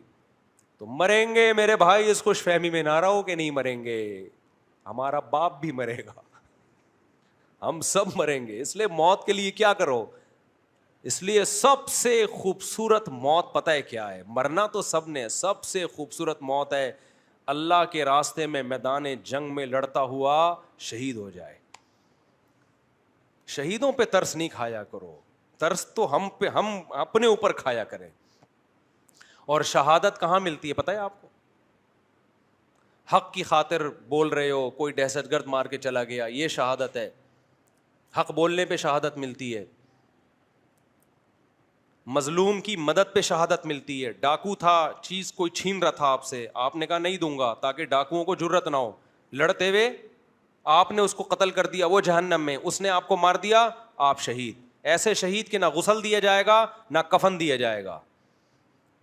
آج کل لوگوں نے یہ شہادت کے یہ والا مرتبے کو تو بیان کرنا چھوڑ دیا، اس لیے لوگ ڈاکوؤں کے سامنے کیا ہو گئے؟ بزدل. پھر بھی میں کہتا ہوں کہ کچھ بھی نہیں ہے تو پھر نہیں لڑو. کسی درجے میں امکان ہو کہ آپ مار تو دو نا اس کو، ورنہ تو ذرا سا ہلو گے وہ مار دے گا. پھر اپنے بیوی بچوں کا خیال کرو. ہمارے ایک دوست ہیں، اللہ ان کو جزائے خیر دے، ابھی ایک ڈاکو ڈکیتی کا کیس سامنے آیا کہ ڈاکو آئے، ان سے چھین کے چیزیں چلے گئے، بچی پہ بھی کنپٹ بندوق رکھ دی، انہوں نے پکڑا دی ساری چیزیں. اس کے بعد ان کے پاس اسلحہ تھا الحمدللہ، کہیں رکھا ہوا تھا انہوں نے، وہاں گئے، جاتے ہی 2 ڈاکوؤں کو اڑا دیا. اتنی دل سے خوشی ہوئی کہ 2 ڈاکو جہنم میں الحمدللہ ڈال دی، اتنی خوشی ہوئی. اور ایسے موقع پہ کسی کو ڈاکوؤں پہ ترس آ رہا ہو نا تو سمجھو ملا ہوا ہے ان کے ساتھ. یہ عوام ڈاکوؤں کو پکڑ کے کوٹ رہی ہو اور کوئی چھڑا رہا ہو اس کو بھی لٹا دو، بشرطے کہ ڈاکو ہوں. یہ ایک اہم بعض دفعہ غلط فہمی میں بے گناہ لوگ مارے جاتے ہیں. یہ نہیں ہونا چاہیے بھائی. کسی نے کسی سے ٹرک پوری کرنی ہو نا, کراچی میں مشہور کرتے ڈاکو ہے پکڑو مارو, پھر لوگ نہیں دیکھتے کہ یہ ڈاکو تھا بھی کہ نہیں تھا, لوگ ایویں ہی آ کے جان سے مار دیتے ہیں. ایسا نہ ہو کہ کوئی بے گناہ آدمی مر جائے, اس کا خیال کرو. یو پی پہ ایسا ہوا ہے کہ ایک بنا بے گناہ بندے کو کئی سال پہلے کسی نے ڈاکو کہہ کے مارنا شروع کیا, لوگ آ کے جان سے ہی مار دے, حالانکہ وہ ڈاکو نہیں تھا, کسی نے اپنے ویسے ہی کوئی دشمنی نکالنی تھی. تو یہ بھی شہادت ہے, ڈاکو سے مقابلے میں آپ کی جان چلی جائے. اور ایسی اعلیٰ درجے کی شہادت ہے کہ نہ غسل دیا جائے گا اور نہ کفن, شہید کو نہ غسل دیا جاتا ہے نہ کفن دیا جاتا ہے.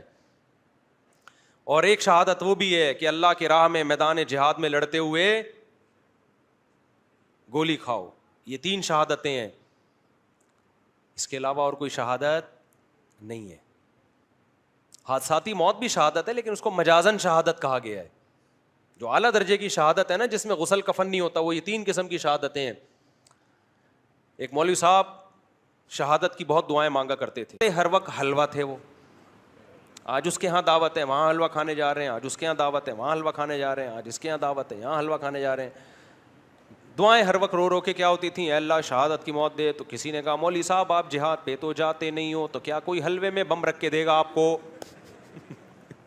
سمجھ رہے ہو, سمجھ رہے ہو کہ نہیں سمجھ رہے؟ تو اللہ کی محبت پیدا کرنی ہے, اس سے سکون ملے گا, دنیا کا مسافر خانہ ہونے کا احساس بڑھے گا. یہ دونوں چیزیں لازم ملزوم ہیں. دنیا مسافر خانہ ہے تو پھر اللہ سے محبت ہوگی, کیونکہ پھر دنیا دل لگانے کی جگہ رہے گی نہیں آپ کی نظر میں. پھر آپ کا دل خالی ہو جائے گا کس کی محبت کے لیے؟ اللہ کی محبت. دل تو کسی نہ کسی کو چاہتا ہے, دل خالی نہیں رہتا. دنیا نکلے گی تو اللہ آئے گا, اللہ نکلے گا تو دنیا آئے گی. اس میں سمجھ رہے ہو کہ نہیں سمجھ؟ اب جن کے دل میں اللہ کی نہیں ہے محبت, ان کے دل میں دنیا کی ہوس ہے, دنیا کی محبت کے گٹر ابل رہے ہیں ان کے دلوں سے. یہ بھی مل جائے, یہ بھی مل جائے, یہ بھی مل جائے, یہ بھی مل جائے. اور یہ یاد رکھو, یہ جو آج کل میں بار بار کہتا ہوں 2 بچے ہی اچھے تاکہ وہ تربیت یافتہ ہوں, یہ بھی دنیا کی محبت ہے. تربیت مقصد نہیں ہوتی, کماؤ پوت بنانا مقصد ہوتا ہے. اس کو کہہ رہے ہو ایکچولی 2 بچے ہوں گے, ایک ڈاکٹر بنے گا, ایک انجینئر بنے گا.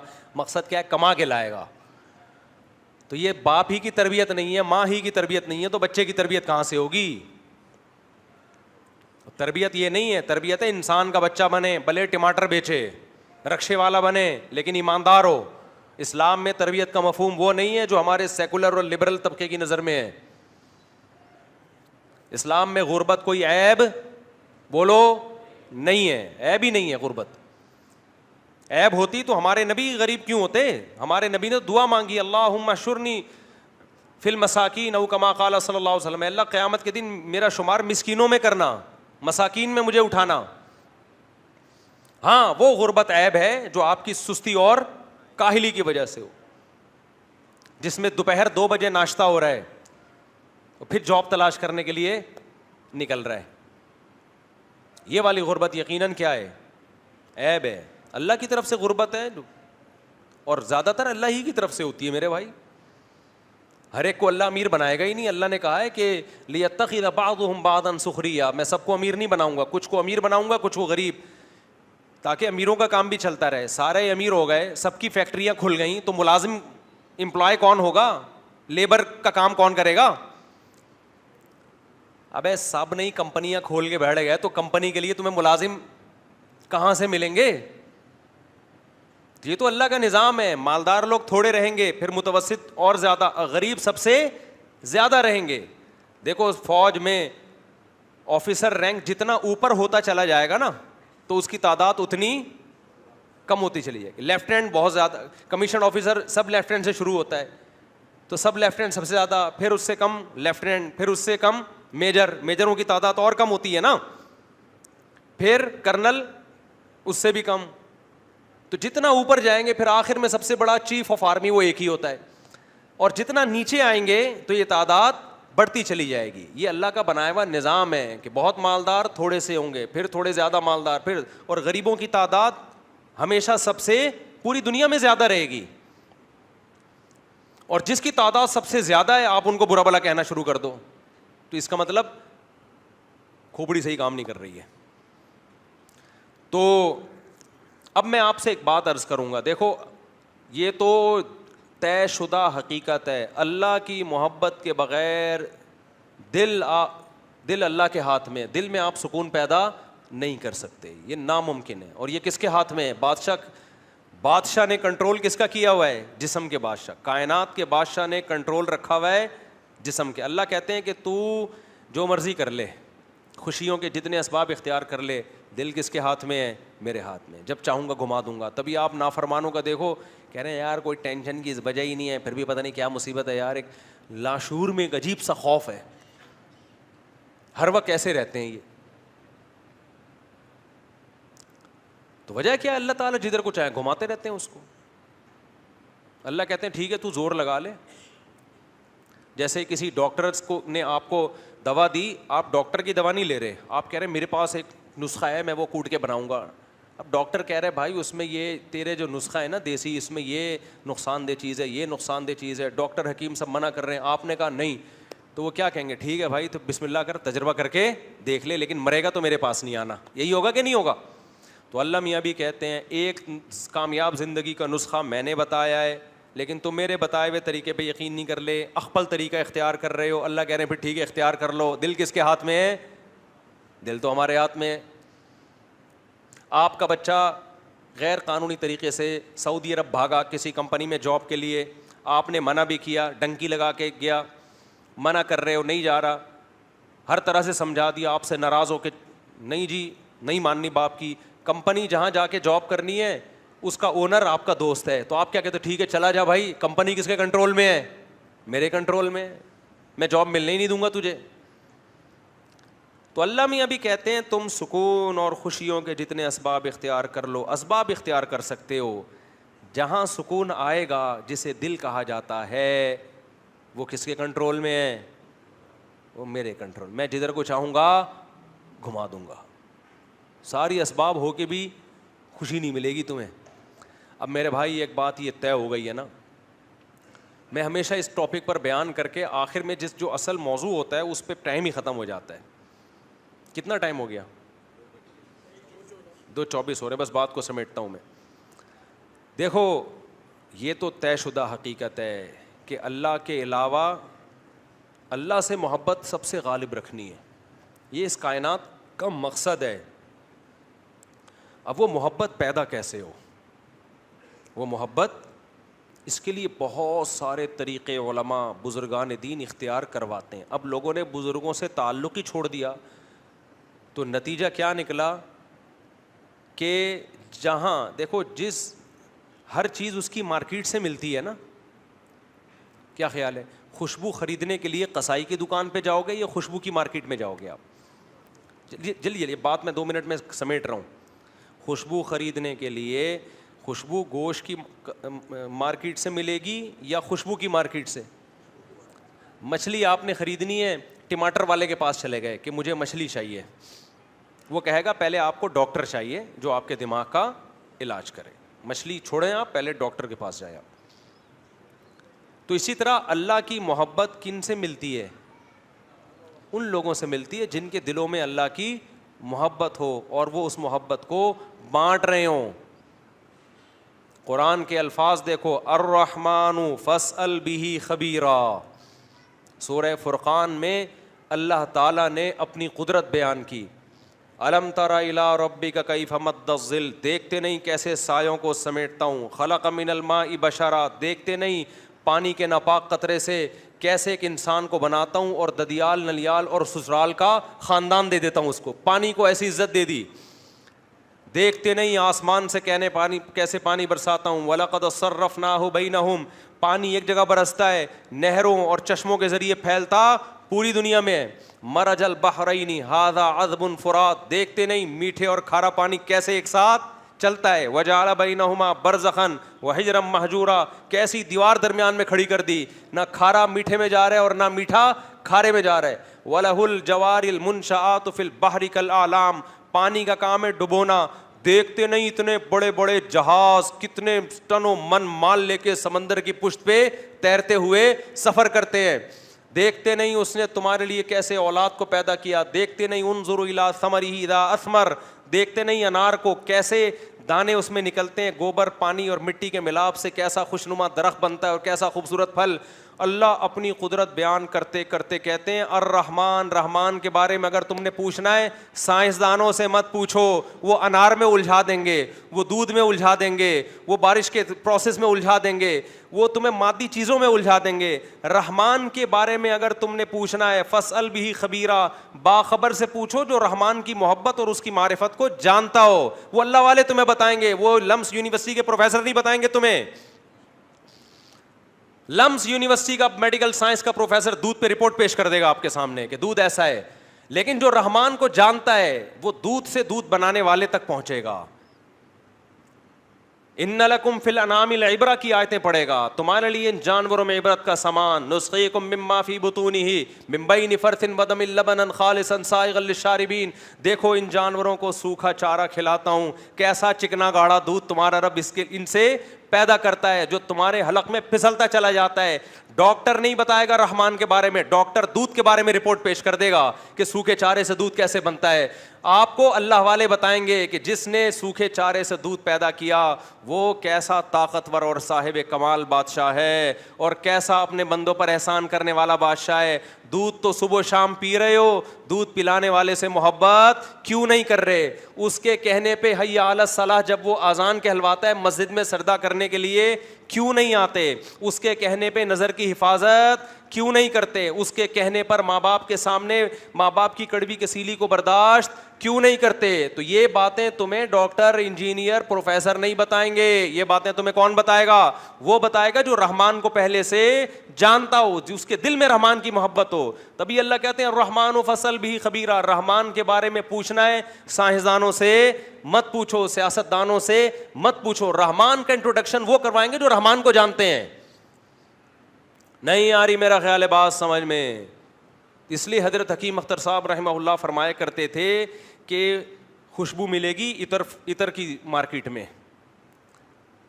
گوشت ملے گا گوشت کی مارکیٹ میں. اللہ کہاں ملے گا؟ اللہ والوں کی مارکیٹ میں ملے گا آپ کو. تبھی ہم کہتے ہیں تبلیغ میں وقت لگایا کرو, 4 مہینے لگاؤ تبلیغ میں. لوگ کہتے ہیں ہم نے وقت لگایا میں تو کچھ آیا ہی نہیں. مسائل نہیں آئیں گے تمہیں تبلیغ میں, وہ علماء کے پاس بیٹھنے سے آئیں گے. لیکن جب صبح و شام اللہ کی باتیں سنو گے, اللہ سے ہوتا ہے, اللہ کے غیر سے نہیں ہوتا, دین کے ماحول میں جڑو گے تو اللہ کی محبت آئے گی. سمجھتے ہو کہ نہیں سمجھتے ہو؟ خانقاہوں میں اللہ والوں کے پاس جایا کرو, بزرگوں سے تعلق قائم کیا کرو, وہاں تمہیں کیا ملے گا؟ اللہ ملے گا. نفرت والی تقریریں سنو گے تو نفرت ہی پیدا ہوگی. فلانا ایسا ہے تو ڈمکانا ایسا ہے. تو آج دیکھو نا یوٹیوب پہ ایک تماشا مچا ہوا ہے, وہ اس کے خلاف, وہ اس کے خلاف, وہ اس کے خلاف, اور جو سب کے خلاف ہے وہ کہتا ہے میں کسی کے خلاف نہیں, حالانکہ وہ سب کے خلاف. تو سب ایک دوسرے کے خلاف ٹانگیں کھینچنے میں, اور نواز شریف اور شہباز شریف اور پی ٹی آئی اور عمران خان اور آرمی چیف, ان مذہبی اسکالر سے نکلو تو سیاستوں میں جھگڑتا ہے یار.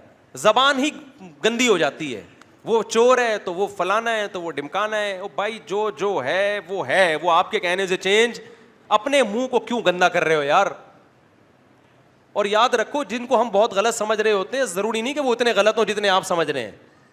ہمیں تو جسے ٹھڑک ہوگی اس سے بدترین دنیا میں کوئی ہے نہیں, اور جس سے ہمیں عقیدت ہوگی اس سے نیک دنیا میں کوئی ہے نہیں. یہ تو ہم خود غلو کا شکار ہیں. میں بار بار کہتا ہوں جس سیاستدان کو آپ بہت برا سمجھ رہے ہو اتنا برا نہیں سمجھو, تھوڑا سا کم سمجھ لو بس. اور جس کو بہت اچھا سمجھ رہے ہو اس کو بھی تھوڑا سا کم اچھا سمجھنا. بہت اچھا ہے لیکن اتنا نہیں جتنا آپ بولتے. کیوں نہیں بھائی؟ جس سیاستدان کو آپ بہت برا سمجھ رہے ہو ہوگا برا, اتنا نہیں جتنا آپ سمجھ رہے ہو. جس کو بہت اچھا سمجھ رہے ہو ہوگا بہت اچھا, اتنا نہیں جتنا آپ نے سمجھنا شروع کر. اعتدال میں لے کر آؤ میرے بھائی. ہمارے مسائل یہ نہیں ہیں, اصل ہمارے مسائل کیا ہیں؟ کچھ اور ہیں. ہاں جب ووٹ دینے جانا ہو تو پھر تحقیق کرو, اس کے بعد جس کو سمجھ میں آتا ہے ووٹ دے دو. ہر وقت کرنے کی ضرورت کیا ہے منفی باتیں؟ جب ہر وقت نیگیٹو باتیں کرتا ہے تو اللہ دل سے کیا ہو جاتا ہے؟ اللہ دیکھو جو بادشاہ لوگ ہیں وہ غلط جگہ پہ جائیں گے.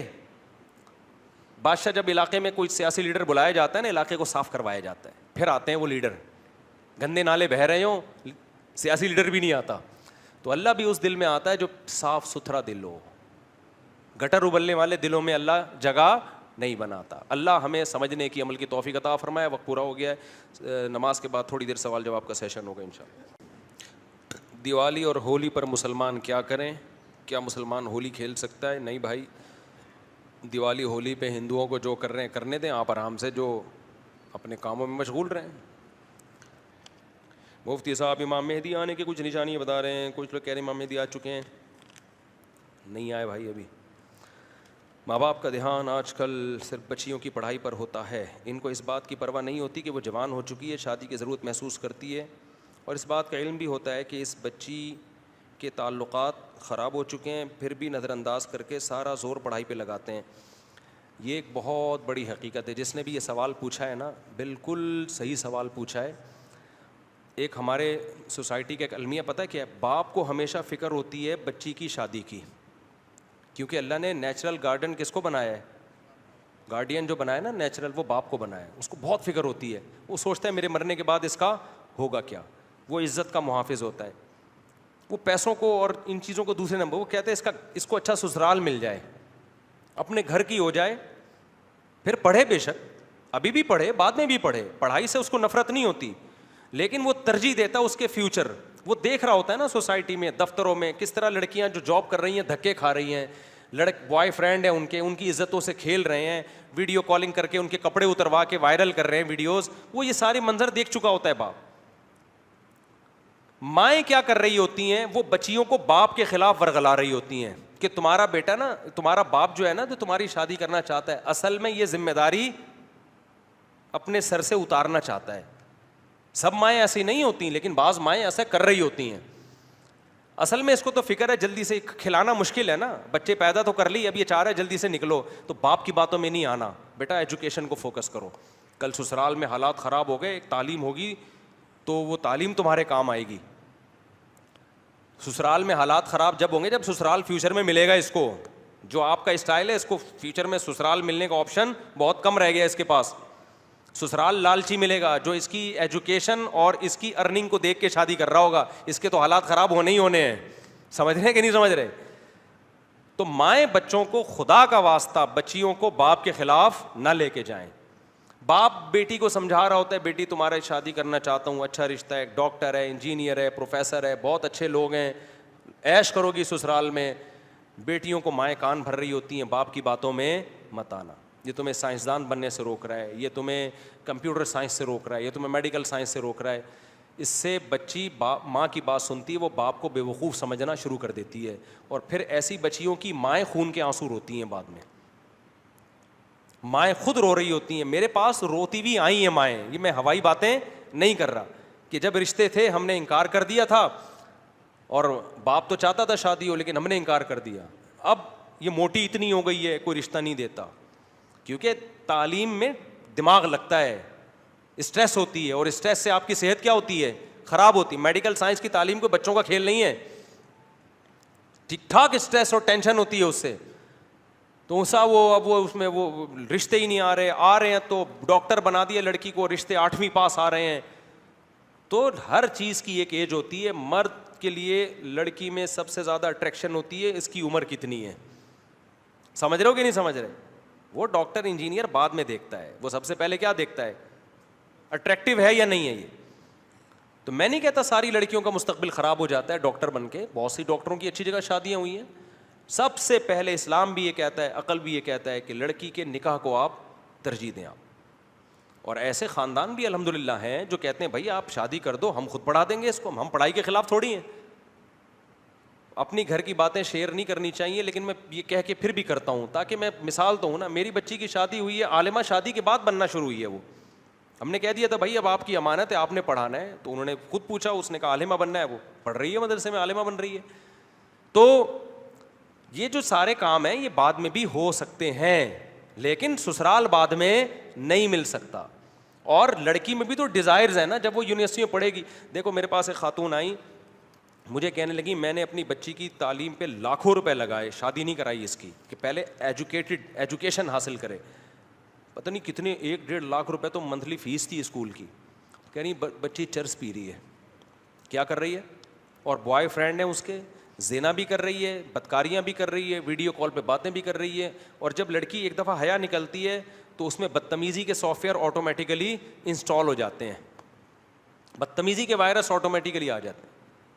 جس کے بوائے فرینڈ ہو گئے نا دوستی ہیلو یہ تو پھر اماں نہیں ہوتا اس کے یہاں, وہ زبان چلاتی ہے. کہہ رہی ہے وہ خاتون کا رونا یہ تھا کہ میں نے لاکھوں روپے خرچ کر کے اس کو بگاڑا ہے, اور میں اب اللہ سے توبہ کر رہی ہوں, اللہ میری غلطی مجھے معاف کر دے. تو اللہ معاف کیوں نہیں کر رہا, یہ بچی ٹھیک کیوں نہیں ہو رہی ہے؟ اس خاتون کو جو میں نے جواب دیا وہ جواب میں آپ کو نہیں دوں گا. اس خاتون کو میں نے الگ جواب دیا, کیونکہ میں اگر وہ جواب دیتا نا صحیح ہوتا تو اس بیچاری کی ڈپریشن بڑھتی. اس کو تو میں نے یہ کہا کہ اللہ انشاءاللہ بہتر کرے گا, آپ دعا کریں, ہم بھی دعا کرتے ہیں. اب یہ حالت ہے, کوئی لڑکا شادی بھی نہیں کر رہا, کیونکہ لڑکے کو پتا ہے کہ یار اس کے اتنے بوائے فرینڈ ہیں, اتنا. لڑکا چاہے ایک نمبر کا ٹھرکی ہو, بیوی وہ یہی چاہتا ہے کہ کس کی ہو, صرف میری ہو. اب لڑکے بھی لفٹ نہیں کرا رہے اس کو, اور ایسی لڑکیوں کی شادی ہو کے 1 مہینے بعد طلاق ہی ہونی ہے نا اس کی, کیونکہ جس بدتمیزی سے وہ ماں سے بات کر رہی ہے وہ تو شوہر تو 2 ٹکے کا آدمی نہیں ہوتا, اس کو کیا لفٹ کرائے گی وہ بھائی. اس کو یونیورسٹی نے اتنا بولڈ بنا دیا ہے, اتنا میچور کر دیا ہے, اتنا کانفیڈنس پیدا کر دیا ہے کہ وہ شوہر کی آنکھوں میں آنکھیں ڈال کے بات کرنے پہ فخر محسوس کرتی ہے. شوہر کہتا ہے بھائی میں نے تجھے باپ بنا کے لایا ہوں, یہ بیوی بن کے آئی ہے تو وہ نہیں چل سکتی, ایڈجسٹ نہیں ہو سکتی, طلاقیں ہوتی ہیں. ہمارے ایک دوست کا واقعہ ہوا, وہ بیگم اتنی بولڈ تھی نا, وہ شادی ہوئی ہے تو وائف نے پہلے کہہ دیا ایکچولی میں دل میں کوئی بات نہیں رکھتی, آپ میری پسند نہیں ہو, یہی الفاظ تھے اس کے. مجھے بتا رہا تھا, وائف نے کہا کہ میں آپ کو بالکل بھی لائک نہیں کرتی, میرے پیرنٹس کا فیصلہ ہے اور مجھے بالکل بھی آپ آئی ڈونٹ لو یو. اس نے کھینچ کے دلہن کو لگایا تھپڑ, غلط کیا, اور کہا کہ جب تو پسند نہیں کرتی تھی تو شادی سے پہلے بتاتی نا, میرا ٹائم برباد کیا, دے دنادن, پتہ نہیں پولیس آئی ہوگی نہیں آئی ہوگی, بہرحال طبیعت سے اس کو مارا. تو بعد میں پھر ان میں طلاق ہوئی ہے.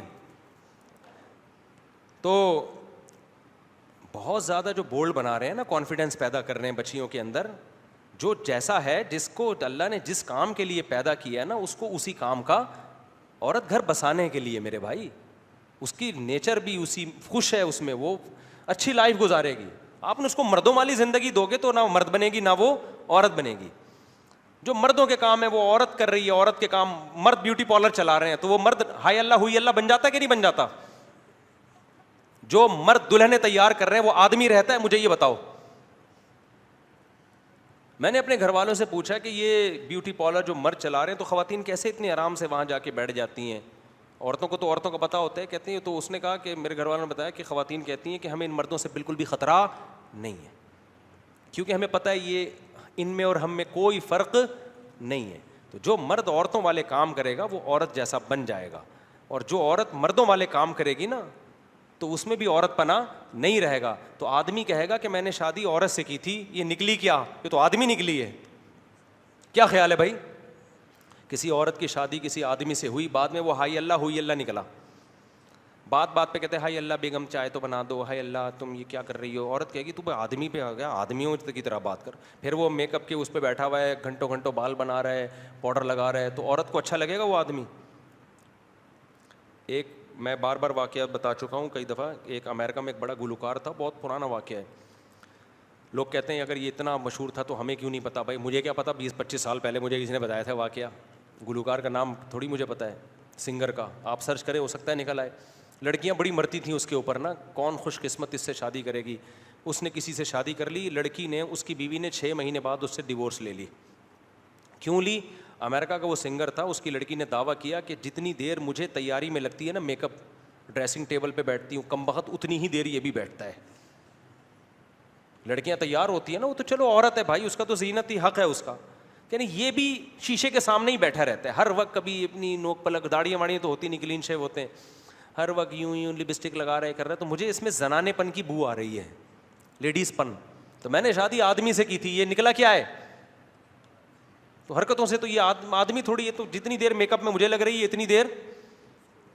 دیکھو یہ خواتین میں مشہور ہے نا, شادی میں جا رہی ہیں تو تیار ہی نہیں ہو رہی, 1 گھنٹہ لیٹ پہنچ رہی ہیں. آدمی تھوڑی, آدمی تو گیا دھڑا دھڑ نہایا, بال بنائے, اور بس گٹکا جو کھایا ہوا تھا تیزاب سے کلی کی اور نکل آیا. تو یہ خوب سمجھ لو, جب آپ لڑکیوں کو اتنا کانفیڈنس سکھا رہے ہو نا, لڑکوں کے ساتھ کو ایجوکیشن میں پڑھ رہی ہیں, لڑکوں کے سامنے تقریریں کر رہی ہیں, اور اس کو کہا تھا ماشاء اللہ اٹ از کالڈ کانفیڈنس. یہ کانفیڈنس گھر بسانے میں کیا بنے گا میرے بھائی؟ رکاوٹ بنے گا, اور طلاق کا ریشو اس سے بڑھے گا. لڑکیوں کو لڑکیوں کے سامنے کانفیڈنٹ ہونے دو, مردوں کے سامنے حیا اچھی ہے. اللہ نے موسیٰ علیہ السلام کا واقعہ بتایا نا, وجاءت احداہما تمشی علی استحیاء. موسیٰ علیہ السلام کے جو سسر تھے, جب شادی نہیں ہوئی تھی تو بعد میں سسر بنے نا, تو ان کی بیٹی موسیٰ علیہ السلام کو بلانے کے لیے یہ حیا کے ساتھ. کیوں؟ اس کو پتا ہے غیر محرم مرد سے بات کرنی پڑی ہے, ان کو بلانا پڑ رہا ہے, تو اللہ نے اس کی حیا کو قرآن میں ہائی لائٹ کیا. تو بچیاں گھر کی چار دیواری, اور گھر کی چار دیواری سے شوہر کے گھر میں اچھی لگتی ہیں. پڑھائی کے ہم خلاف نہیں ہیں, کو ایجوکیشن سے بچاؤ اپنی بچیوں کو, اور اگر مجبوراً پڑھانا پڑ رہا ہے, کوئی لینے کے لیے جائے, کوئی لینے کے لیے آئے, اور وہ دوستیاں نہ لگائیں, دائیں بائیں نہ نظر بازیاں کریں, ان کے موبائل چیک کرو. موبائل دو ہی نہیں ان کو, دیا ہے تو موبائل چیک کرتے رہو, اور جیسے ہی اچھا رشتہ آئے رشتے کو پڑھائی پہ ترجیح دو. اس کا فیوچر اچھے سسرال میں محفوظ ہے. ہاں اچھا ہونا چاہیے, اچھا سسرال نہیں ہے تو ایسا ہی نہیں ذمہ داری اٹھا کے پکڑا دیا کسی کو بھی, وہ تو پھر زندگی برباد ہو جائے گی اس کی. اچھا سسرال مل گیا, اچھا رشتہ مل گیا, تو ترجیح کس کو دینی ہے؟ اس کا فیوچر اس میں محفوظ ہے. اپنی ماؤں دادیوں کو دیکھو نا کیسے زندگی گزاری انہوں نے. باقی جو یہ لوگ کہتے ہیں بھائی نہیں ہم پہلے پڑھائیں گے لکھائیں گے تاکہ سسرال کی محتاج نہ رہے, تو سسرال کی محتاج رہے نہ رہے, سسرال غلط نکلے, یہ بھی خطرہ ہے. لیکن جو دیر سے شادی ہے نا اس کے خطرات زیادہ ہیں, اس میں مستقبل تباہ ہونے کا خطرہ زیادہ ہے. اور میں ماؤں سے کہتا ہوں خدا کے لیے اپنی بیٹیوں اپنے بیٹوں کو باپ کے خلاف نہ ورغلایا کرو, اس سے نہ وہ باپ کا رہے گا نہ ماں کا رہے گا. یہ جو مائیں کہہ دیتی ہے نا کہ بیٹا تمہارے باپ کو کیا پتا, تمہارا باپ تو بس تم چاہتا ہے جلدی جلدی شادیاں کرے تاکہ اس کی ذمہ داری ختم ہو, حالانکہ باپ یہ نہیں چاہتا. باپ تو بیٹیوں کو چاہتا ہی نہیں ہے گھر سے رخصت کرے, بیٹیوں سے باپ کو اتنی محبت ہوتی ہے. کون سا باپ ہے جو چاہتا ہو میری بچیاں گھر سے جائیں؟ دل پہ پتھر رکھ کے انسان اپنی بیٹیوں کو رخصت کرتا ہے, لیکن باپ یہ قربانی دیتا ہے بچی کے مستقبل کے لیے. اس کو پتا ہے کل میں مر گیا تو یتیم ہو جائے گی. یتیموں کو کوئی نہیں پوچھتا بھائی. ماؤں کو لوگ بیوقوف بناتے ہیں, رشتے بھی آئیں گے آڑے ترچے, لڑکی کی ماں کو بیوقوف بنا کے لے جائیں گے. عورت کو بیوقوف بنانا رشتوں کے معاملے میں خدا کی قسم آسان ہے, مرد کو بیوقوف بنانا آسان نہیں ہے. عورتیں میری ان باتوں پہ غصہ کرتی ہیں لیکن میں ریئلٹی بیان کر رہا ہوں. ہم نے بہت سے رشتے دیکھے ہیں, لڑکا جب جاتا ہے نا لڑکی کا رشتہ لینے, ماں کو بیوقوف بنا دیتا ہے چکنی چپڑی باتوں سے. باپ کو تھوڑی بنانا آسان ہے, باپ تو خود بیوقوف بنا کے کسی کو لے کر آیا تھا. اس کو پتا ہے کہ میں بھی بیوقوف بنا کے لایا تھا تو اب یہ میری بیٹی کو بیوقوف بنا رہا ہے. وہ سب سوسائٹی کو سمجھا ہوا ہے. وہ لِأَنَّ بِالرِّجَالِ مِنَ الْغَيْرَةِ مَا لَيْسَ بِالنِّسَاءِ. علماء کہتے ہیں مرد میں اللہ نے جو بیٹیوں کے معاملے میں غیرت رکھی ہے, ماں میں محبت رکھی ہے, لیکن اس درجے کی غیرت اللہ نے ماں میں نہیں رکھی. تبھی تو ماں دیکھتی ہے بیٹیوں لڑکیوں کے تعلقات ادھر ادھر ہو رہے ہیں, مائیں چھپاتی ہیں, باپ سے چھپاتی ہیں. ان کو پتا ہے باپ کا جو میٹر گھومے گا نا اس پہ, وہ ماں کا میٹر نہیں گھومتا.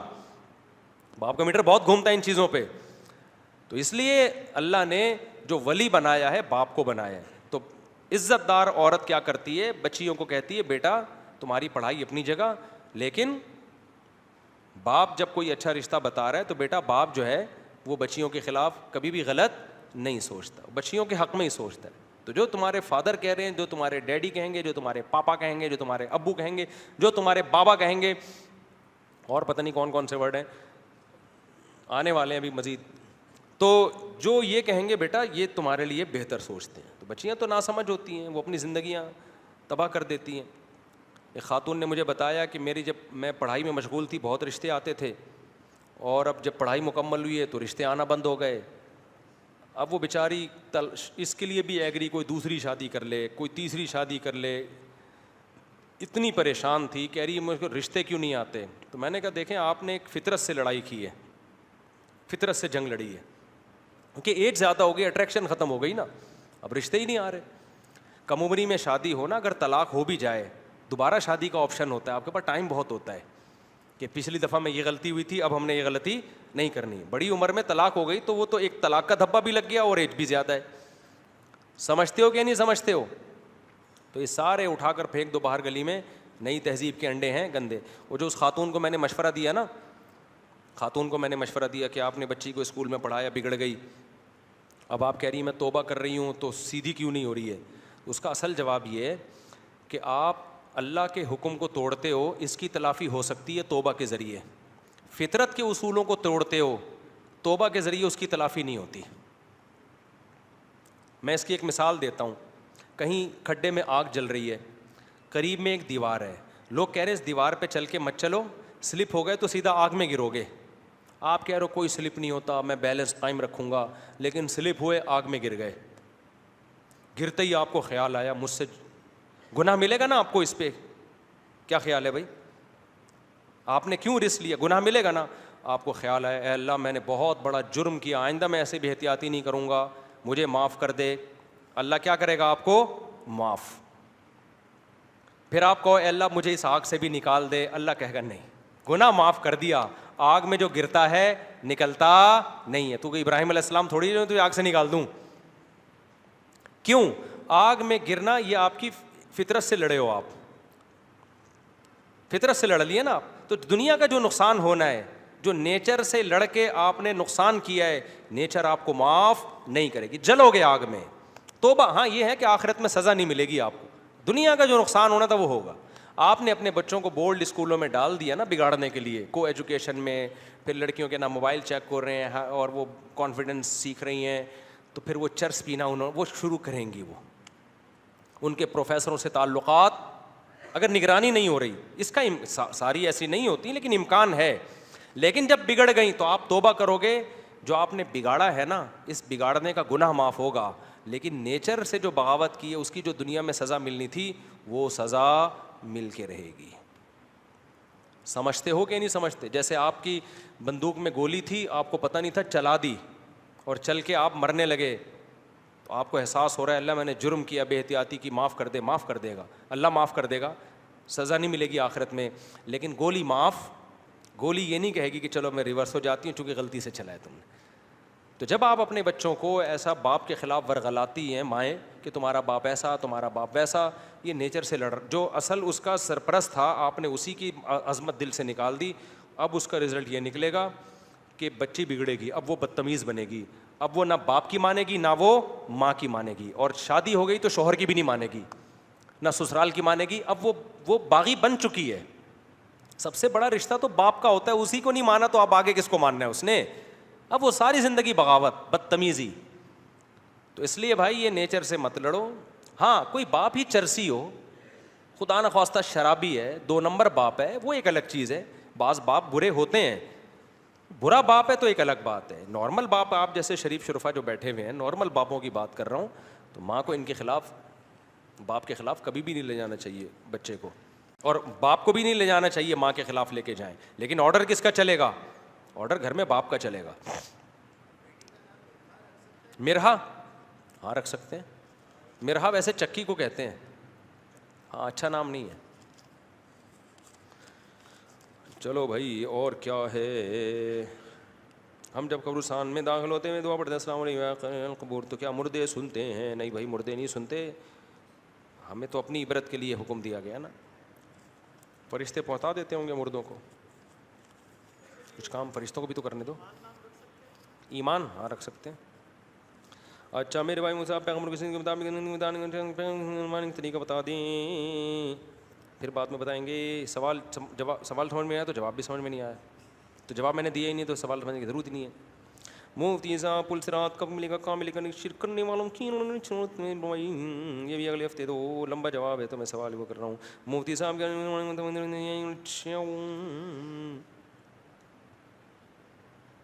الگ الگ درجات ہوں گے جنت میں, ایک جیسی جنت سب کو نہیں ملے گی. لوگ کہتے ہیں سوال سمجھ میں نہیں آیا, جواب سے سوال سمجھ میں آ گیا نا.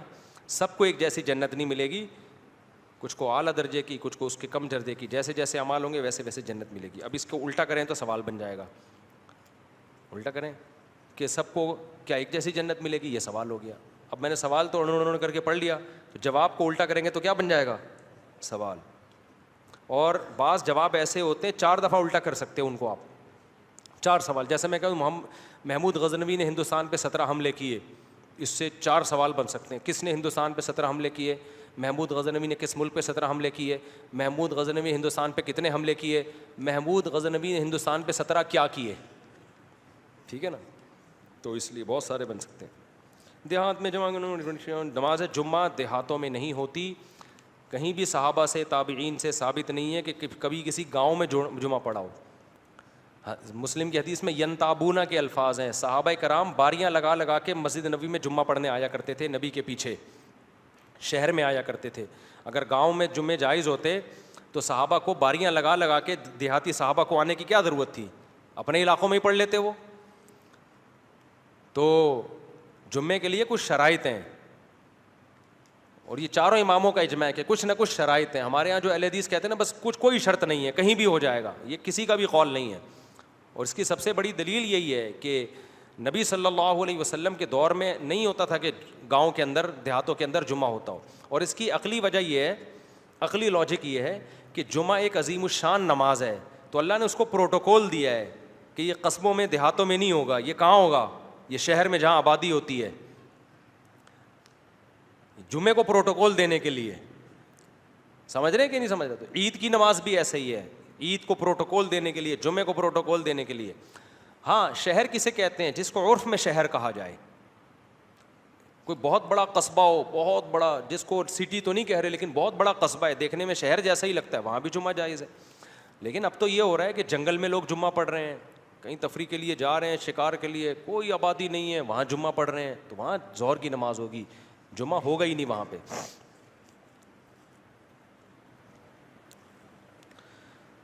جماعت کے احباب ملاقات کے خواہاں ہیں.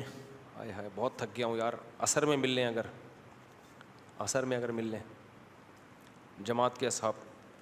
مفتی صاحب ہمارا کا میرے سے بیان کروانا چاہتے ہیں, یہ عثمان کو دے دیں بھائی.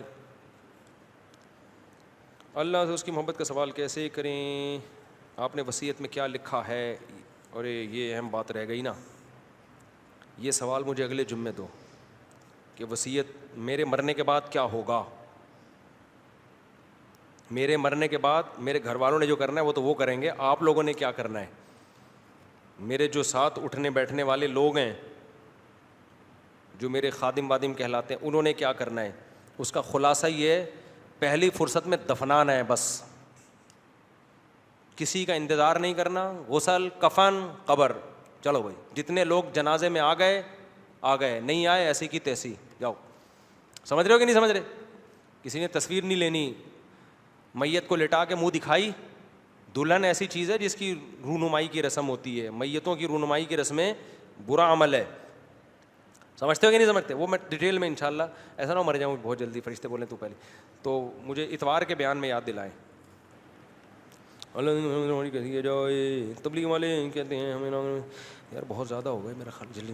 تبلیغ والے کہتے ہیں کہ ہم آپ کے علاقے میں ہجرت کر کے آ گئے ہیں, ہم مہاجر ہیں اور آپ انصار ہیں, انصار کی طرح رہیں تو رہ لیں انصار کی طرح.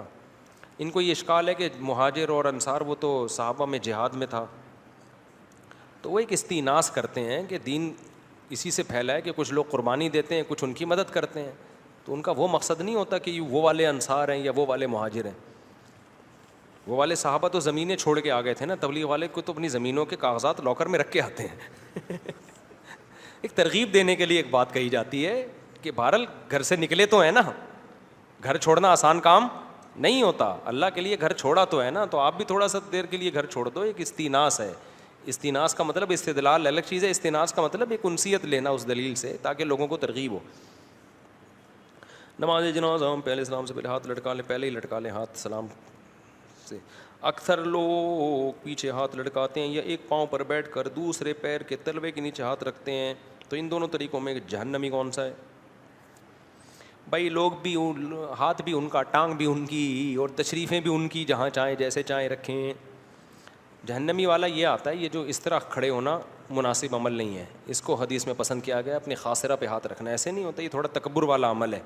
نماز میں یہ مکروہ ہے, ویسے نارمل حالات میں حرام تو نہیں ہے لیکن بہتر نہیں ہے. نماز میں ایسے کھڑے ہونا کیا ہے, اس عمل کو غلط قرار دیا گیا ہے, ٹھیک ہے نا. اب تو کوئی بھی نماز میں ایسے کھڑے نہیں ہوتا. اکثر لوگ بھی جان لڑگانے میرے وہ یہ ہو گیا. اگر مشہور مولانا طارق مل صاحب کے بیٹے کے لیے مولانا سے تعزیت نہیں کی, حالانکہ یوٹیوب پر وہ علماء مشہور ہیں, ہر کسی کی نظر ان پر ہے, کیوں نہیں گئے؟ کہہ رہے مشہور علماء مولانا طارق مل صاحب کے بیٹے کے لیے مولانا سے تعزیت کیوں نہیں کی؟ تو تمہیں بتا کے تھوڑی کریں گے, جس نے کرنی ہوگی فون کر کے تعزیت کر لے گا. ایک تو تعزیت میں دیکھو سامنے والے کا سکون دیکھنا چاہیے. کسی کے یہاں میت ہوتی ہے, اتنے فون آتے ہیں, اتنے فون آتے ہیں, وہ بندہ کہتا ہے کاش میں لیٹ جاتا اور یہ بھگتا جو لیٹا ہوا ہے نا, یہ بھگتا جو میرے اوپر گزر رہی ہے. تعزیت کا مطلب تسلی ہے, کسی کو ٹینشن دینا نہیں ہے. یہ بھی میں وصیت میں بتاؤں گا, اتوار کو مجھے یاد دلائیں, یہ بھی بتاؤں گا کہ میرے کسی ریلیٹیو کا انتقال ہو جائے تو کیا کرنا ہے, میرا انتقال ہو جائے تو کیا کرنا ہے. ہر آدمی کا اپنا الگ مزاج ہوتا ہے. میری والدہ کا انتقال ہوا, میں نے اناؤنسمنٹ نہیں کی, کفن دفن کر کے دفنایا, بعد میں لوگوں کو پتہ چلا, کیونکہ مجھے اس سے بہت الجھن ہوتی ہے. ایک دم لوگوں کا ہجوم اور ہر آدمی تعزیت اور ہر آدمی تسلی, ابے بھائی بہت مشکل ہو جاتا ہے سنبھالنا لوگوں کو. پھر ہر ایک کے سامنے آدمی وہ کیا, یعنی اس سے تسلی تھوڑی ہوتی ہے. تو اب بیچارے مولانا طارق مل صاحب کے اتنا رش ہے, 3-4 دنوں سے لوگ مل رہے ہیں, ان کا حوصلہ ہے یار, کس طرح سے مل رہے ہیں لوگ تو محبت میں جا رہے ہیں, اس وجہ سے مولانا ان کی تعریفیں ہی کر رہے ہیں, لیکن بڑا ظرف چاہیے اس کے لیے, بہت ٹینشن میں آ جاتا ہے آدمی اس سے. اتنے لوگوں سے ملاقات, پھر کسی سے تھوڑا سا یوں کر کے مل لو تو وہ ناراض ہو جاتا ہے. تو ہر ایک سے ملنا, گلے ملنا, یہ حضرت ہی کا حوصلہ ہے بھائی. ہم جیسے کم ظرف لوگوں کا یہ حوصلہ نہیں ہے. ان سے ضرور مل لیتے ہیں بھائی, آپ کے عزیز آئے ہیں, چونکہ آپ کے عزیز ہیں ان سے تو ملنا پڑے گا. کہاں ہیں, جلدی سے آ جائیں حضرت. کہاں سے آئے ہیں آپ؟ انڈیا سے لگ رہے ہیں, ماشاء اللہ ماشاء اللہ, اسٹائل انڈین ہے, ماشاء اللہ. چلیں جی, دعا میں یاد رکھیں. السلام علیکم ورحمۃ اللہ وبرکاتہ.